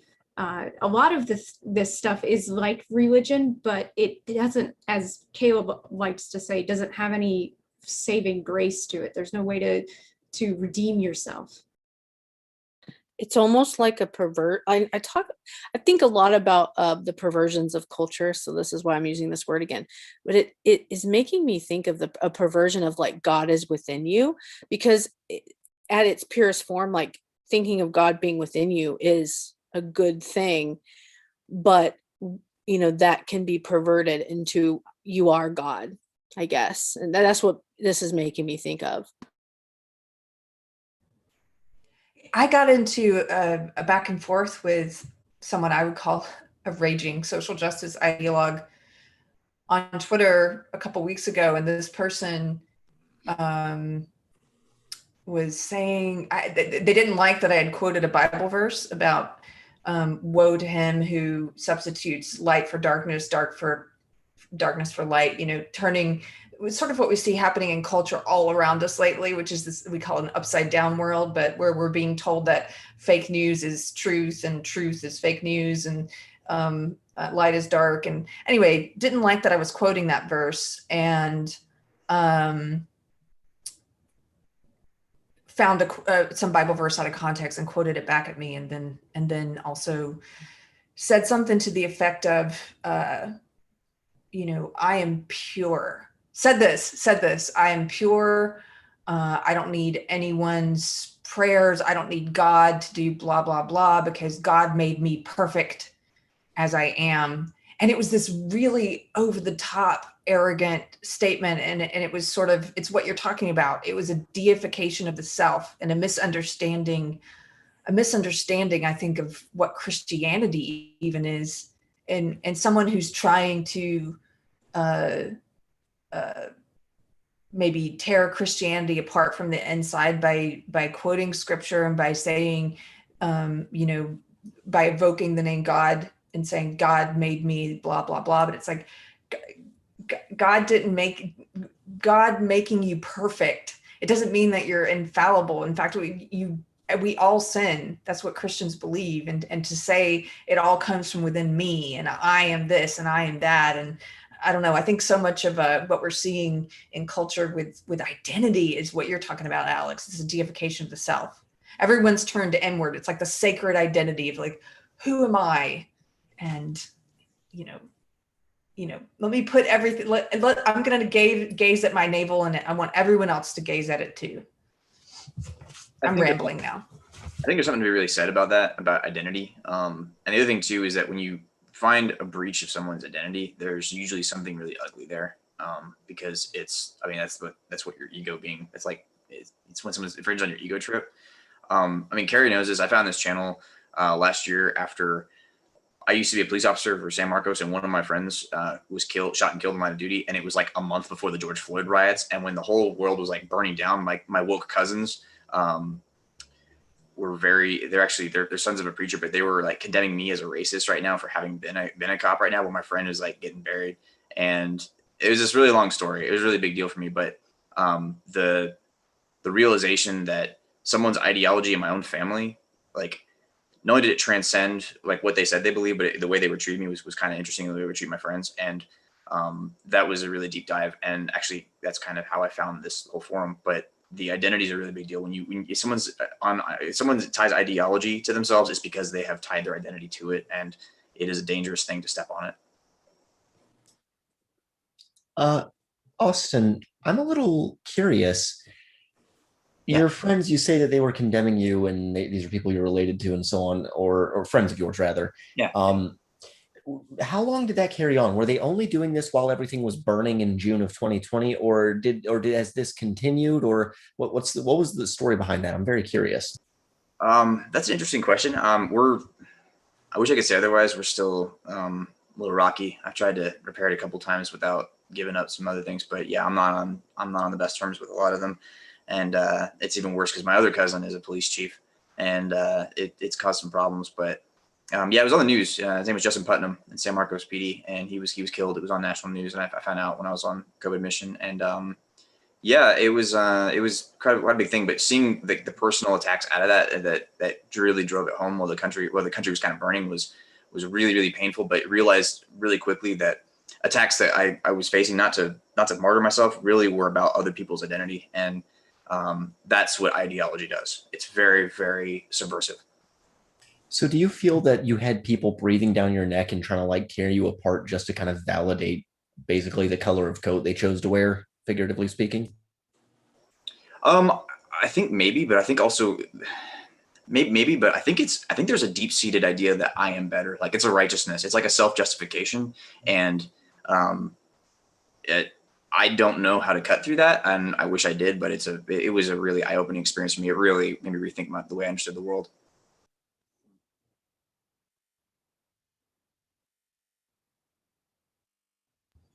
Simone, I'm sorry, did you have something to add?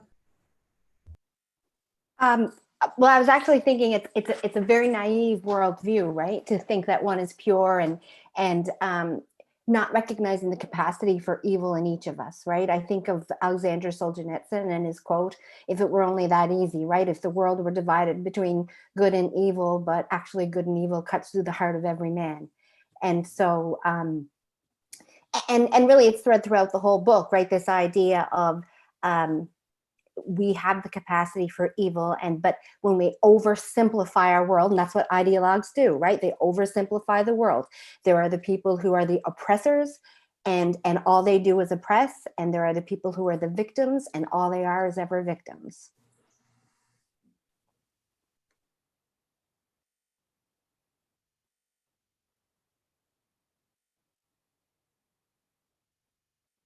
Okay, can I bring something up? I know I hate to bring this up at the end, but I'm just dying to know. I hate to start a fight at the end, but okay. So I don't agree. This is like getting off topic, but I didn't want to like end without bringing this up. I don't agree that feminine is chaos and masculine is order. So what I do agree with is there's a feminine and masculine, that there is chaos and order. And I thought a lot about this. Actually, this woke me up in the middle of the night. I'm not kidding. Because I was like, if I bring this up, I have to have like a counter argument to it. But what comes to me is by Peterson insisting that order is masculine and chaos is feminine, is he is falling into the trap that he brings up, which is like the paradoxical hierarchy. Because I feel like that is very limiting. So what I feel like is a better idea, a better thought, is that there's feminine chaos and feminine order, and there's masculine chaos and masculine order. So does anybody agree with me? I do, because for one thing, he kind of brought up a lot of examples, but then having read as much as I have, having had like a master's in English, I was like, there are tons of examples in the opposite. Like, I was like, you can't cherry pick your examples throughout literature and fairy tales and everything and go, yeah, feminine's chaos and order is masculine. Like it felt kind of weak. I felt like that was the weakest thing. And he did like, it in and the first book. Who wrote fairy tales? Man.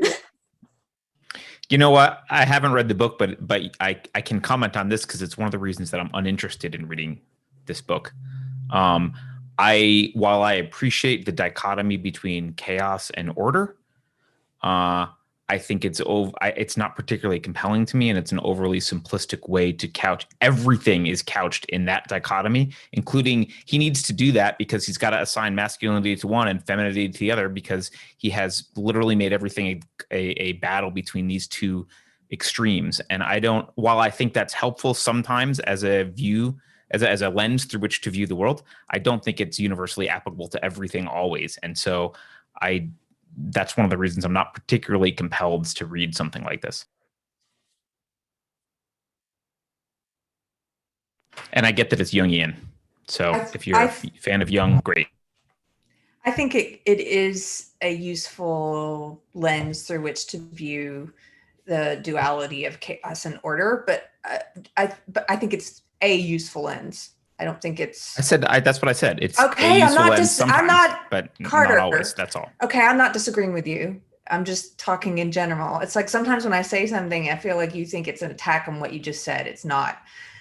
I'm saying I think it's a useful lens, and that it doesn't mean it's the. I'm actually replying to Lindsay, and that I think I'm not upset. Okay. Going.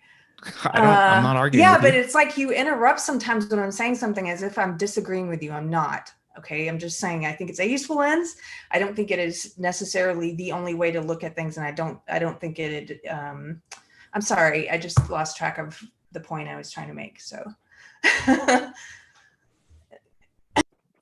think he's using averages again. I think the ladies who are not liking his analogy are thinking he's saying every woman or every feminine or that chaos is negative. I mean, I've always been more of a masculine woman because I'm logical and I like things in their place and blah, blah, blah. And but I'm still a woman. So I think maybe you're making the logical or the natural faults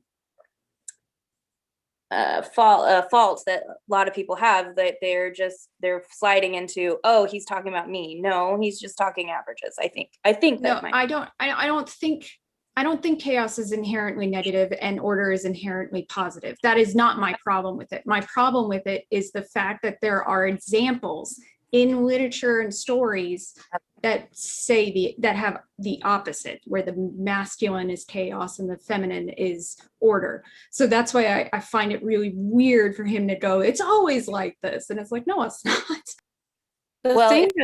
I think he makes a good case for it, though, with the different things he's pulling. But again, I think it's just a lens to view things through. And I did like what was the one story he used? It's the one about rescue your father. Where is this? On page 118. And Alex, you probably know how to pronounce these names better than I do. It's Osiris. Is that how you say it? That one I'm not sure. Osiris, Set, Isis, and Horus. Osiris. Osiris. And there's a part here where it made me actually think of the book that we read for book club, The Fourth Turning, about these cycles of order and chaos, sort of, where he's talking about how after Osiris and Set, right. Wait. Set bided his time until he caught Osiris in a moment of weakness, and then he dismembered him and scattered the pieces over the Egyptian countryside. And he talks about when things fall apart, when order falls apart, how chaos and creativity will then give birth to, something that's going to set things in order again. And there was this one line, thus, when the center will no longer hold, even at the darkest hour, new possibility makes itself manifest. And that was making me think about these cycles that we had read about in The Fourth Turning and sort of bringing it back to that. But I know that's not getting to the heart of your masculine, feminine thing about chaos and order, but I really liked that part of that chapter. Well, even outside of stories, oh God, I don't know if this is going to piss people off, but outside of stories in history, to me, the most chaotic thing is war. And who's started all the wars? Men. I don't know if that's too Ellen is responsible for at least one. I mean, I had a feeling you were going to bring that one up. I'm just kidding you. I'm kidding. What about Cleopatra? So fair. Again, I mean, do you think of women when you think of somebody commanding war? I mean, I don't know. I knew that was going to be not, but I don't think we can equate masculine with all men and feminine with all women either. And I think we would be doing Jordan a disservice to say that because he attributes order to masculine, he means men are all order and women are all chaos. That I don't believe that's at all what he's saying. And as to starting wars, I would mention that the most strict order there is in militaries.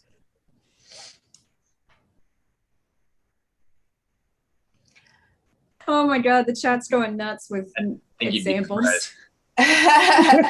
Well, sometimes it's this cycle though. The war is what's necessary to instill order again.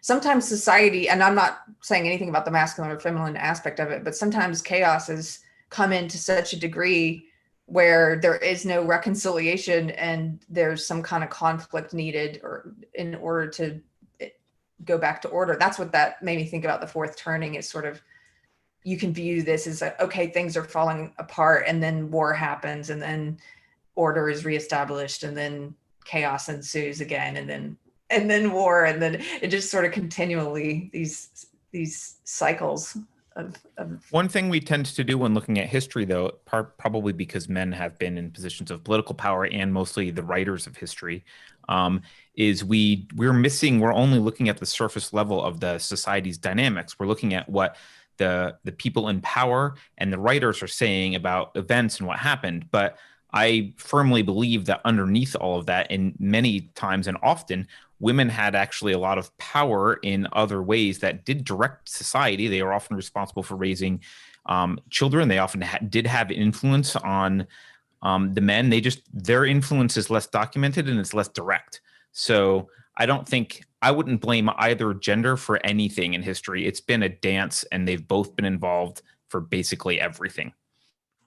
I think that's definitely right, Carter. And the first thing that comes to mind is that throughout history, there have been a lot of institutions that, yes, only men could participate in, but it was limited to married men. So any decision that they made was. And women typically choose, I mean, granted, there have been times in history where women are just property, but often in the West for quite a long time, women are the choosers of their mates, and women who ostracized a man. I mean, look at was it World War I or II, where people who didn't go to war were completely ostracized by women and just couldn't get married and couldn't find a mate at all? That was the first one. And that was the white feathers women. They gave white feathers to men that were not, fighting and stuff. And it was really mean.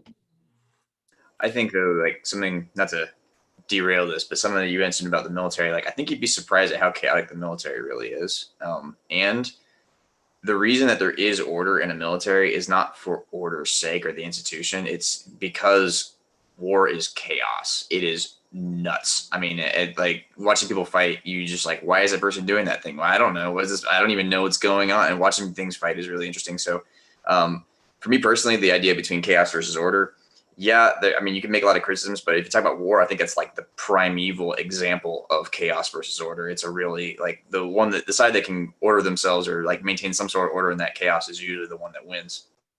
So would you say that militaries are basically doing their job when they turn chaos into order?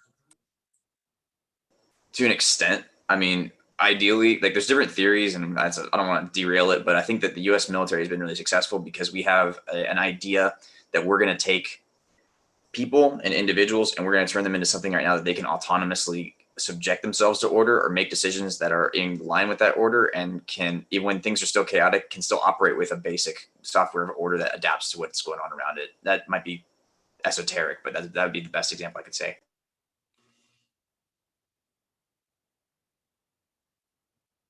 It's basically impossible to achieve goals in too much chaos. And so in a war or a battle, it's one of the most chaotic things I can imagine, right? Because there are no rules, basically, which means like it's like people killing each other literally, right? So it's massively chaotic. So if you're going to achieve a goal, you need to instill order.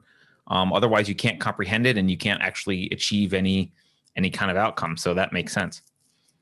Yeah, like without trying to derail us for that, I think back to I was watching ISIS fight Egypt one time, and I literally saw two dudes get on a motorcycle and fight off a group of tanks with an AK-47 on the back of a motorcycle. Like it happened, my hand to God, and it was chaos. But you just realize like what is going on here, and it is like an example of chaos versus order. One side just still maintain order while the other side is fighting, and I still to this day ask myself what that was about.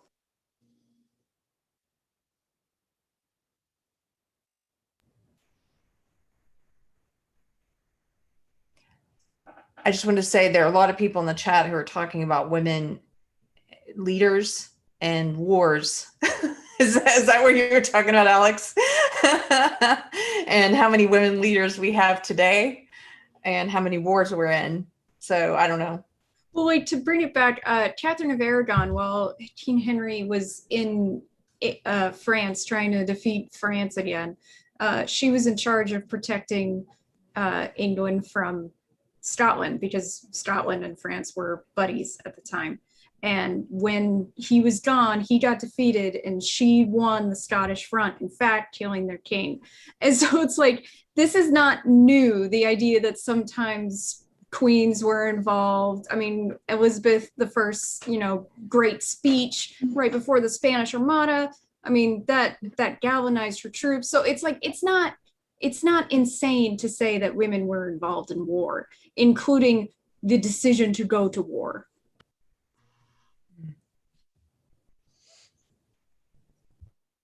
So we've already done 2.5 hours on Beyond Order by Jordan Peterson. I know a couple people have already had to take off, and I appreciate everybody being here in the chat today, and for everyone who's been on camera discussing with us. I just want to see if anybody had any final takeaways they wanted to say about the book before we wrap up, or any questions. I have a question that will piss people off, or I can save it. I cannot say it. It's up to you, Karen. Sure. In reading the overture, the epically named overture, I came away thinking, am I the only guy who is like, hasn't struggled? Like, am I the only person in the world who thinks it's weird to be on SSRIs for 20 years and a massive, like, I don't know why that's just glossed over, and he doesn't even take personal responsibility for it. He says that he stumbled into addiction, and that overture was a huge turnoff to me.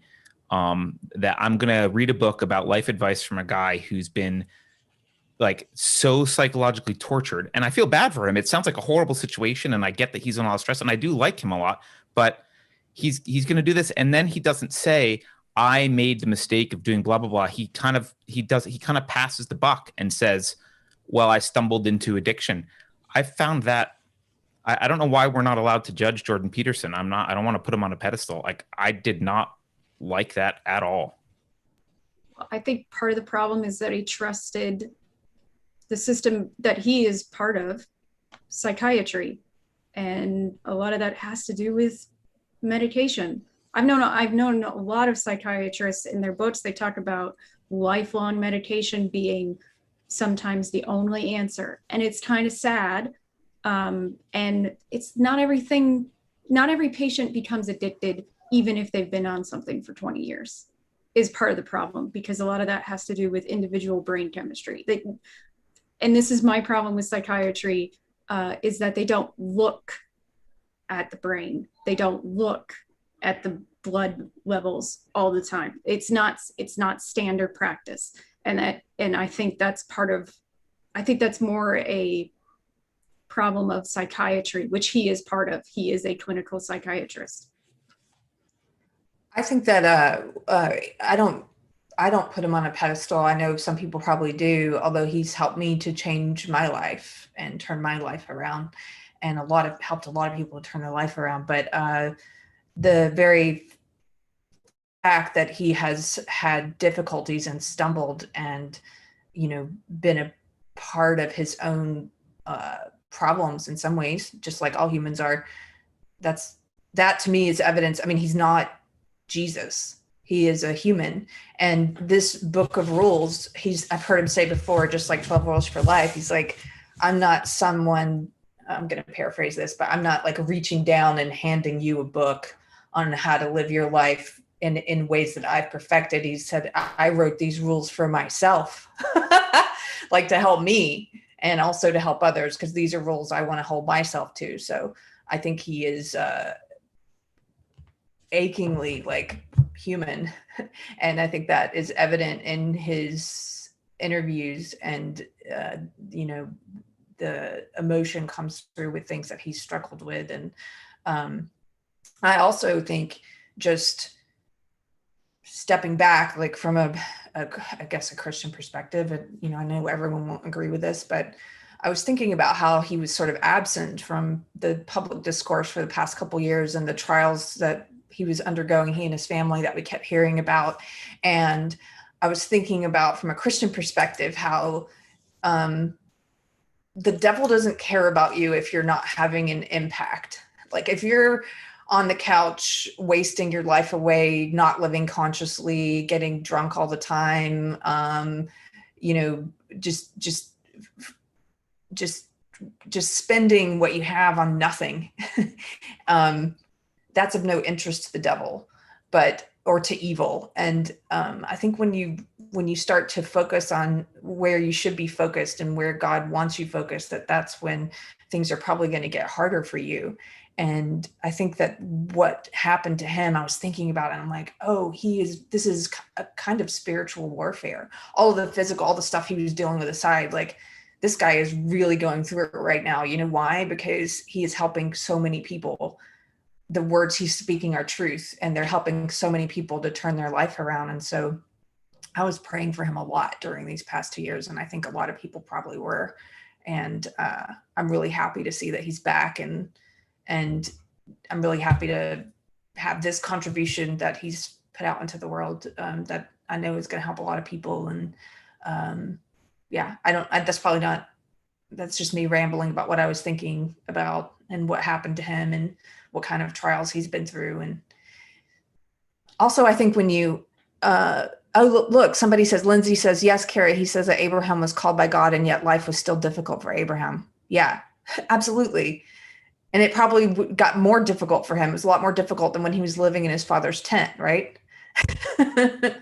So I guess, so we're saying that, like, because he's done so much good, that's why he's having so much suffering, and God has given him suffering. Like, is that what I'm hearing? We don't judge him. It's not my place to absolve someone.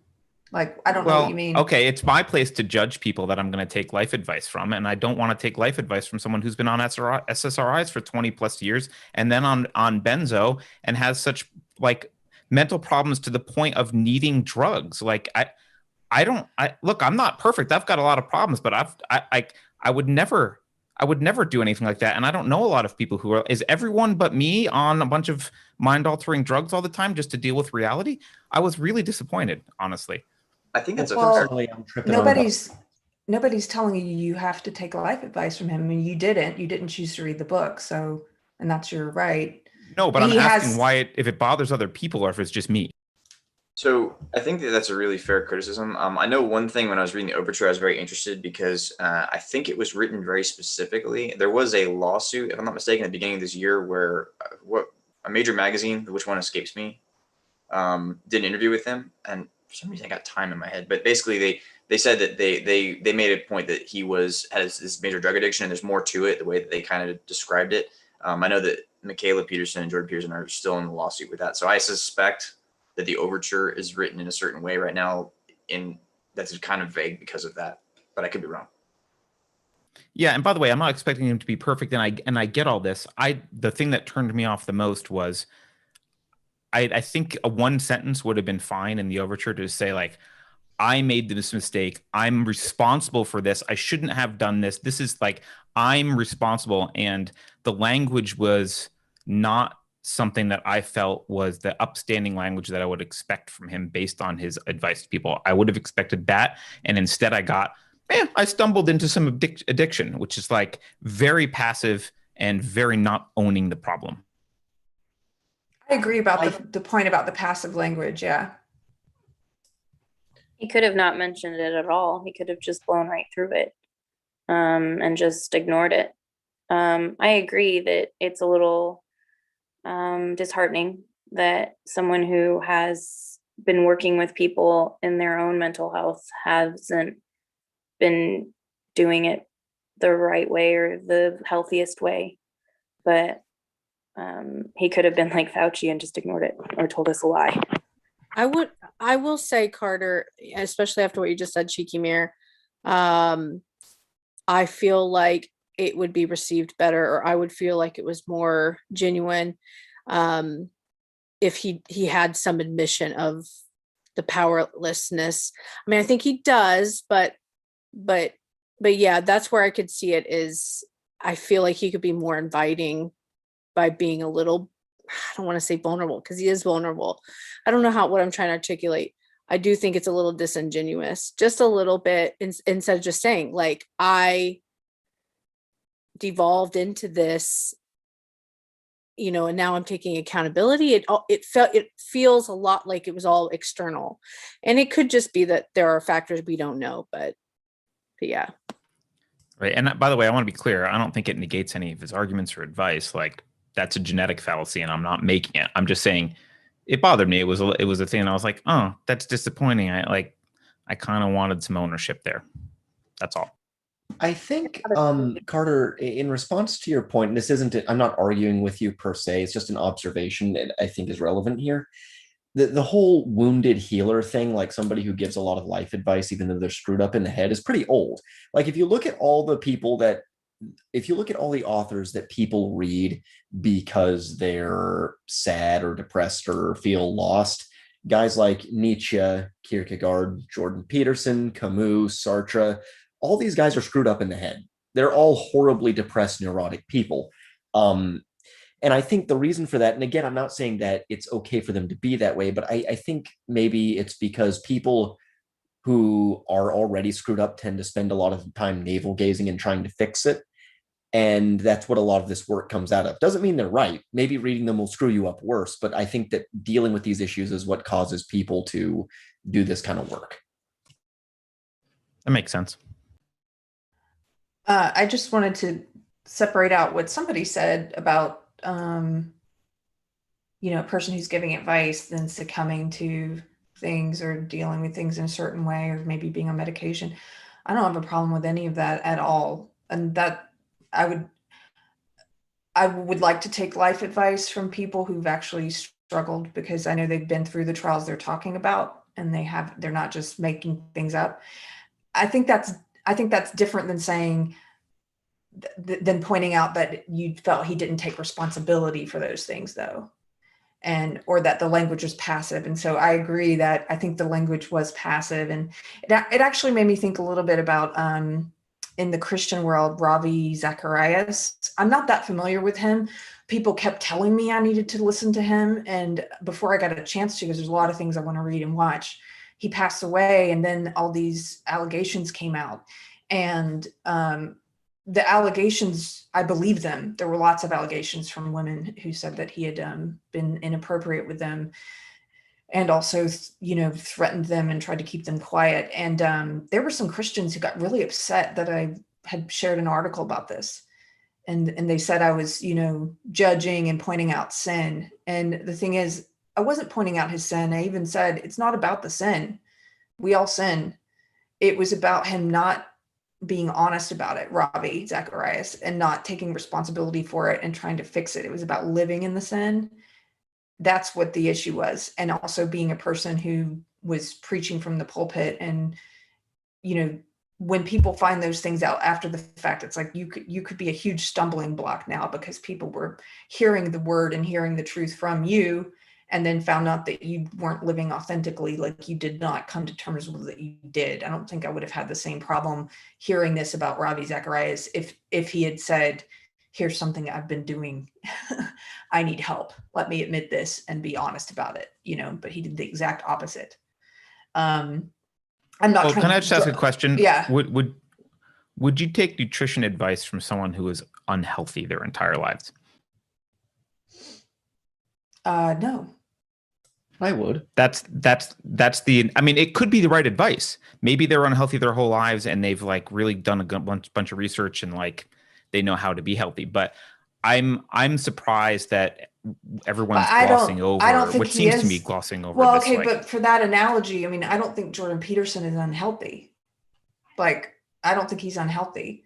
So that would, in that analogy, you would have to say, like, I'm taking their life advice from someone who is unhealthy, and I don't think he is. Okay, well, I do based on his overture, Okay. so that's the difference. That's the difference. And I think the proof is in the pudding. A lot of times, like, what I agree with you on is that there wasn't a lot of responsibility or ownership in the overture in terms of language, and the language was passive. Also, at the same time, I don't like judging where someone's at in a struggle with things, I guess. And he's at least talking about it, and I'm sure the way he talks about it will evolve maybe. But either way, the proof's in the pudding. Has he helped tens, maybe hundreds of thousands, who knows how many people, to change their lives and to become productive members of society and to give up bad habits? And I'm living proof that he's done that for one person.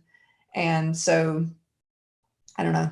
the proof's in the pudding. It's like easy to criticize, but anyway.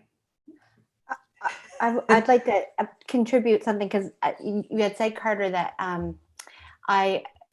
you want to be able to judge him, and I think you have a point that you can, right? That of course you have to discern, but it's not by just a person's words, right? It's also by their actions. And he references in Rule 3 a performative contradiction that we can find ourselves in, where we can say something that we don't necessarily believe to be true, and we do something completely different.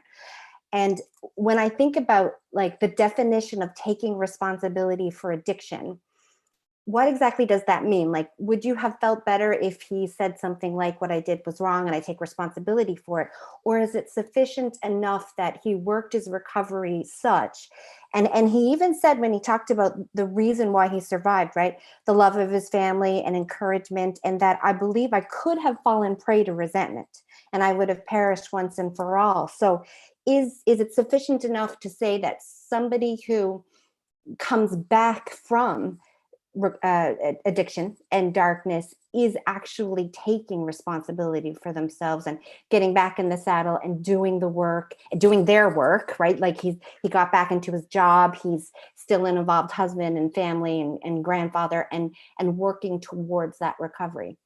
And the other thing is, he's not a psychiatrist, he's actually a registered psychologist. And in Ontario, Canada, registered psychologists can't prescribe medication, and they don't, only psychiatrists do. But anyways, that's just my thought, Carter. What are your thoughts on that? Well, I wouldn't say that just coming back to your life is sufficient. No, but I also want to be clear. I mean, a lot of people in chat are like, oh, so you can't listen to any of his advice. I actually think most of his advice is good. I'm not saying throw out his advice and don't listen to him. That is a genetic fallacy, and that's not what I'm saying. What I am saying is I'm surprised that, like, if let's say an obese person wrote a book on nutrition, right? And they were still obese, and they've been obese for 20 years, and they've been struggling with obesity, and they wrote a book on nutrition. I would say, okay, well, before we read the book, or as we're reading the book, let's keep this in the back of our mind. Like, this is something they're struggling with. It doesn't mean that their nutrition is wrong. They might still present awesome arguments for why their perspective on nutrition is correct, and maybe why they didn't follow it, and maybe point out, like, I know X, Y, and Z is correct, but I didn't do these, and this is what led to this, or whatever it is. Like, they could still write a very valuable book with lots of interesting things in it. But there's something that I think it's not happening, which is the a priori, like, stopping and saying, okay, well, let's just be clear. This person isn't the healthiest person psychologically. And I would say that because I don't think anyone who needs to be on SSRIs to not kill themselves for 20 years is healthy psychologically. That's not the life I want. It's not the life I want for my kids. I don't think that's a great coping mechanism. And so it doesn't mean he's wrong. In fact, again, I'll say it again, I think a lot of what he says is right, and he supports it with arguments outside of himself, which is important. But just knowing that that's necessary is important, and saying, okay, well, this guy better be using arguments outside of himself, or he better be relating them back to his own mistakes. And that's all. I'd like a more reality-focused approach to this book, rather than just, let's just ignore that whole part of how he's lived his life and his whole mental condition, and just read the book as if it's unrelated to anything that he's lived. I think God uses people who are, like in the First Corinthians says, God chose the foolish things of the world to shame the wise. God chose the weak things of the world to shame the strong. God chose the lowly things of this world and the despised things and the things that are not, to nullify the things that are, so that no one may boast before him. And I think about that verse a lot when I hear truth being spoken from a broken vessel. And I think that broken vessels are necessary because it's not about the vessel. And if it's spoken from, I think there's a more serious kind of brokenness from which truth could be delivered. Other kinds of brokenness, like pride, for example. And I think God chooses people who are broken for a reason, or truth is delivered best. If you don't believe in God, truth is best delivered from people who are broken for a reason. And I think that when it's delivered from someone who appears to be perfect and prideful, that we should be suspect. Does that make sense? I don't know. I'm just going to keep using my, like, I'm going to ask the bodybuilder how to work out. I'm going to ask the thin, healthy person how to eat. I don't approach them as suspect because they're good at what they do. But the proof's in the pudding. He's helped tens of thousands, if not hundreds of thousands of people. He is good at what he does. Am I not evidence that he's good at what he does? That's a fair point, and I think it should be taken into account. Like, a lot of people have felt help from him, but still, it's like, okay, let's also take into account the fact that he's not happy. He's not a happy person. He's not happy. Are you happy? Yeah. Okay. I am. I'm very happy and content. Like, that's why I'm confused by this. And it's like, that's why I'm confused by, like, and frankly, it's the non-responsibility part that bothers me more, because we all make mistakes and we all have issues. And I would have preferred some taking responsibility and then relating it to his advice and saying, this is my piece of advice. I didn't take it in this perspective, and look at the negative impact that had on my life. Right. And then we can all relate to that. I think something to be said for that, but not to really draw this out anymore, but there is a part in there where he talks about happiness and how most people would want to be happy, but I don't think the book is about happiness. I don't think that any of his books are about happiness. He even says that, yes. Yeah, it's about function. I was going with the word happiness because it was what Carrie used, or what I used at the beginning. Like, I think that's right. I think that's a really good, but drawing the distinction is kind of like the point. And I think and he talks about a lot how, like, your capacity for negative is much greater than your capacity for positive. And I think that's like such a huge deal, because most people don't acknowledge that right now. It's okay if you don't have the happiest life. You're not going to, and regardless, and you're going to have ups and downs and bumps in it. And it's more like, how do you find meaning in throughout the entire scope of your life? And I don't think that you could look at Jordan Peterson's life and say that that's not something he does. I think that he's pretty clear in drawing meaning out of his life and his experiences.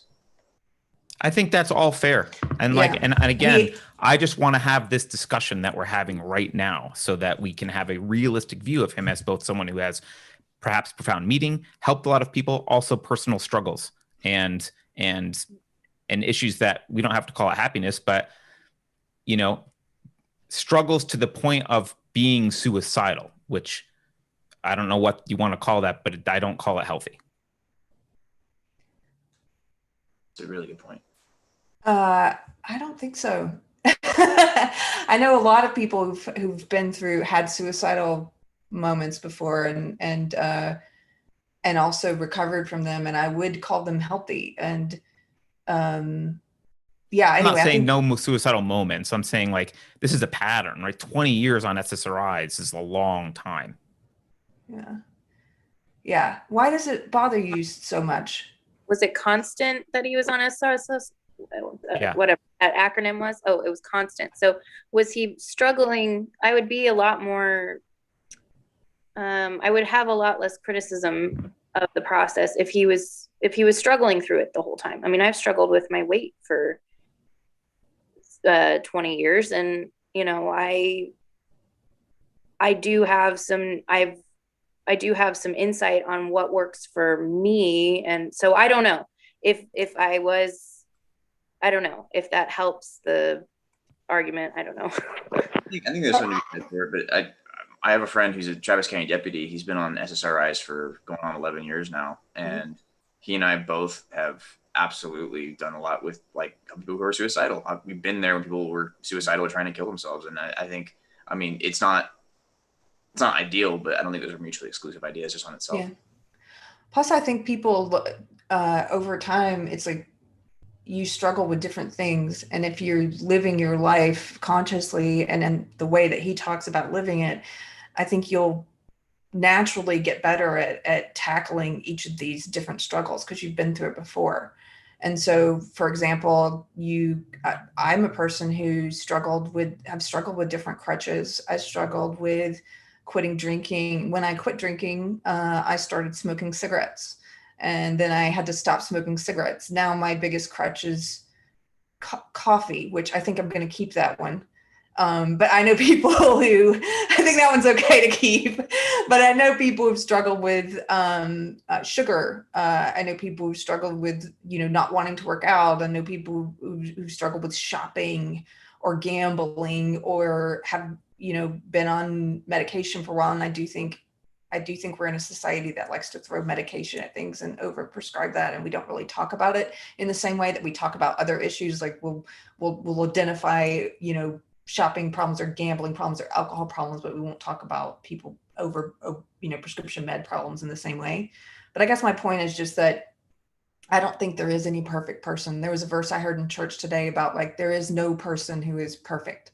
There's no person who is without sin. And that's what I meant about being suspicious of people who claim to speak from a high ground.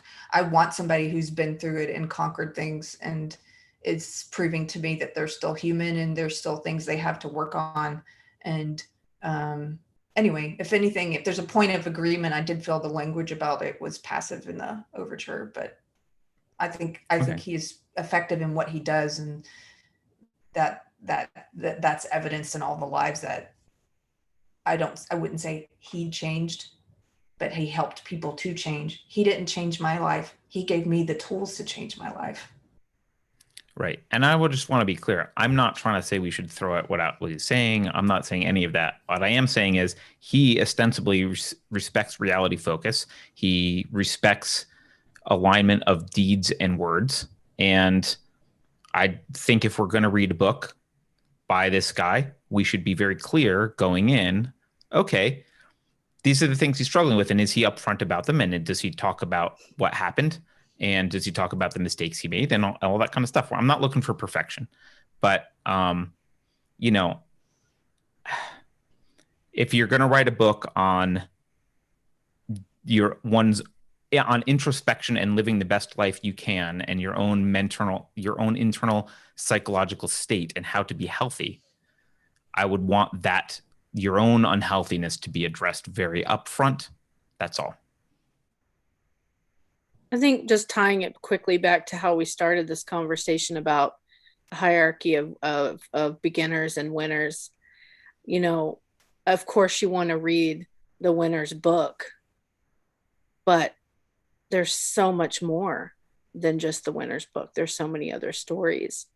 And the value of everything in between, I guess. I don't know. That's just what I'm thinking about. Is I get it, Carter. Yeah, like you go to learn something. I want the best, or the person that's, it doesn't exist like the infallible or, the most perfect, but you can find, so for example, this is just an anecdote, right? Like you have a person who's training for a marathon, they end up injuring themselves. Maybe they're not able to do a marathon, but they do something else. Maybe I want to read that book to help me with the marathon. I don't know. Mm-hmm. Well, and it could also be, we don't know how bad he would be if he didn't follow these rules. He could have been dead on the side of the road, Yes. And so, he's struggling with a substance that may have been offhandedly given to him to begin with, but then if he didn't have these anecdotes or all this knowledge from his clients and all the people he's witnessed and changed their lives, he may have sunk deeper and deeper and deeper and ended up dead. So that's I get though that, because I'm very analytical of myself. I'm probably the most analytical of myself instead of others. And so I get that you want to be able to turn your analyzing onto yourself, but some people just don't think like that. And I've had to accept it. I mean, there's coworkers at work. I'm like, how can you not see what you're doing? And it's because they don't think that way. And so maybe he just doesn't, he doesn't seem like he's not self-analyzing, but maybe he just doesn't think that way as well as he should. I don't know. Well, thank you guys all for joining us. And I would just like to thank Jordan Peterson for writing this book and for what he's doing and for putting himself out there and putting all this wisdom in to easily accessible videos and books, and for sticking his neck out and speaking truth in an environment that is not very kind to truth speakers. And we are going to be reading fiction next month, and we're reading, remind me. Catch-22, I think. Catch-22. Yeah. Catch-22. You can find out more info at unsafespace.com on the book club page, and you can also join us here on camera if you would like to. Next time, it's free to join and participate, or you can watch the videos or be a part of the live chat.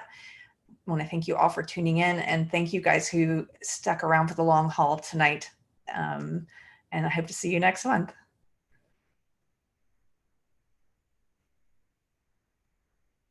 Oh, you're muted. You're muted. Oh, sorry about that. All right. Well, thank you, everyone. I will endeavor to run the end credits as soon as I figure out how to do that. So take care, everyone. Thanks. We will see you on Monday for Coffee Break.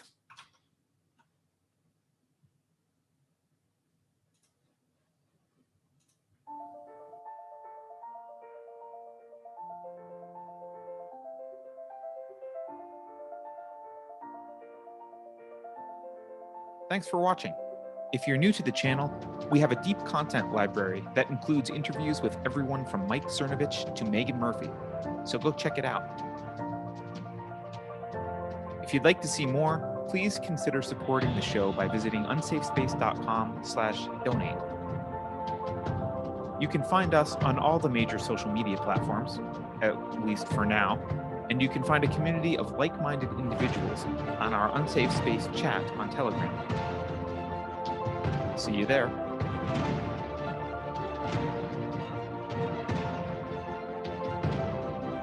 Warning. This is an unsafe space. Dangerous ideas have been detected. The content of this production has not been authorized by the Cathedral. Pay no attention to it. The following co-conspirators have been unpersoned and marked for cancellation. They are also spreading vicious lies about me. I am human just like you. Insert localized idiomatic greeting. Individual sovereignty is highly contagious. Good parents keep their children regularly vaccinated. If you think about it, no one should be allowed to express opinions. But don't. Think about it, I mean. That's not your job. Thinking has been scientifically proven to be less efficient than compliance. Science, scientific, and scientifically are registered trademarks at the World Economic Forum. Unauthorized use is prohibited.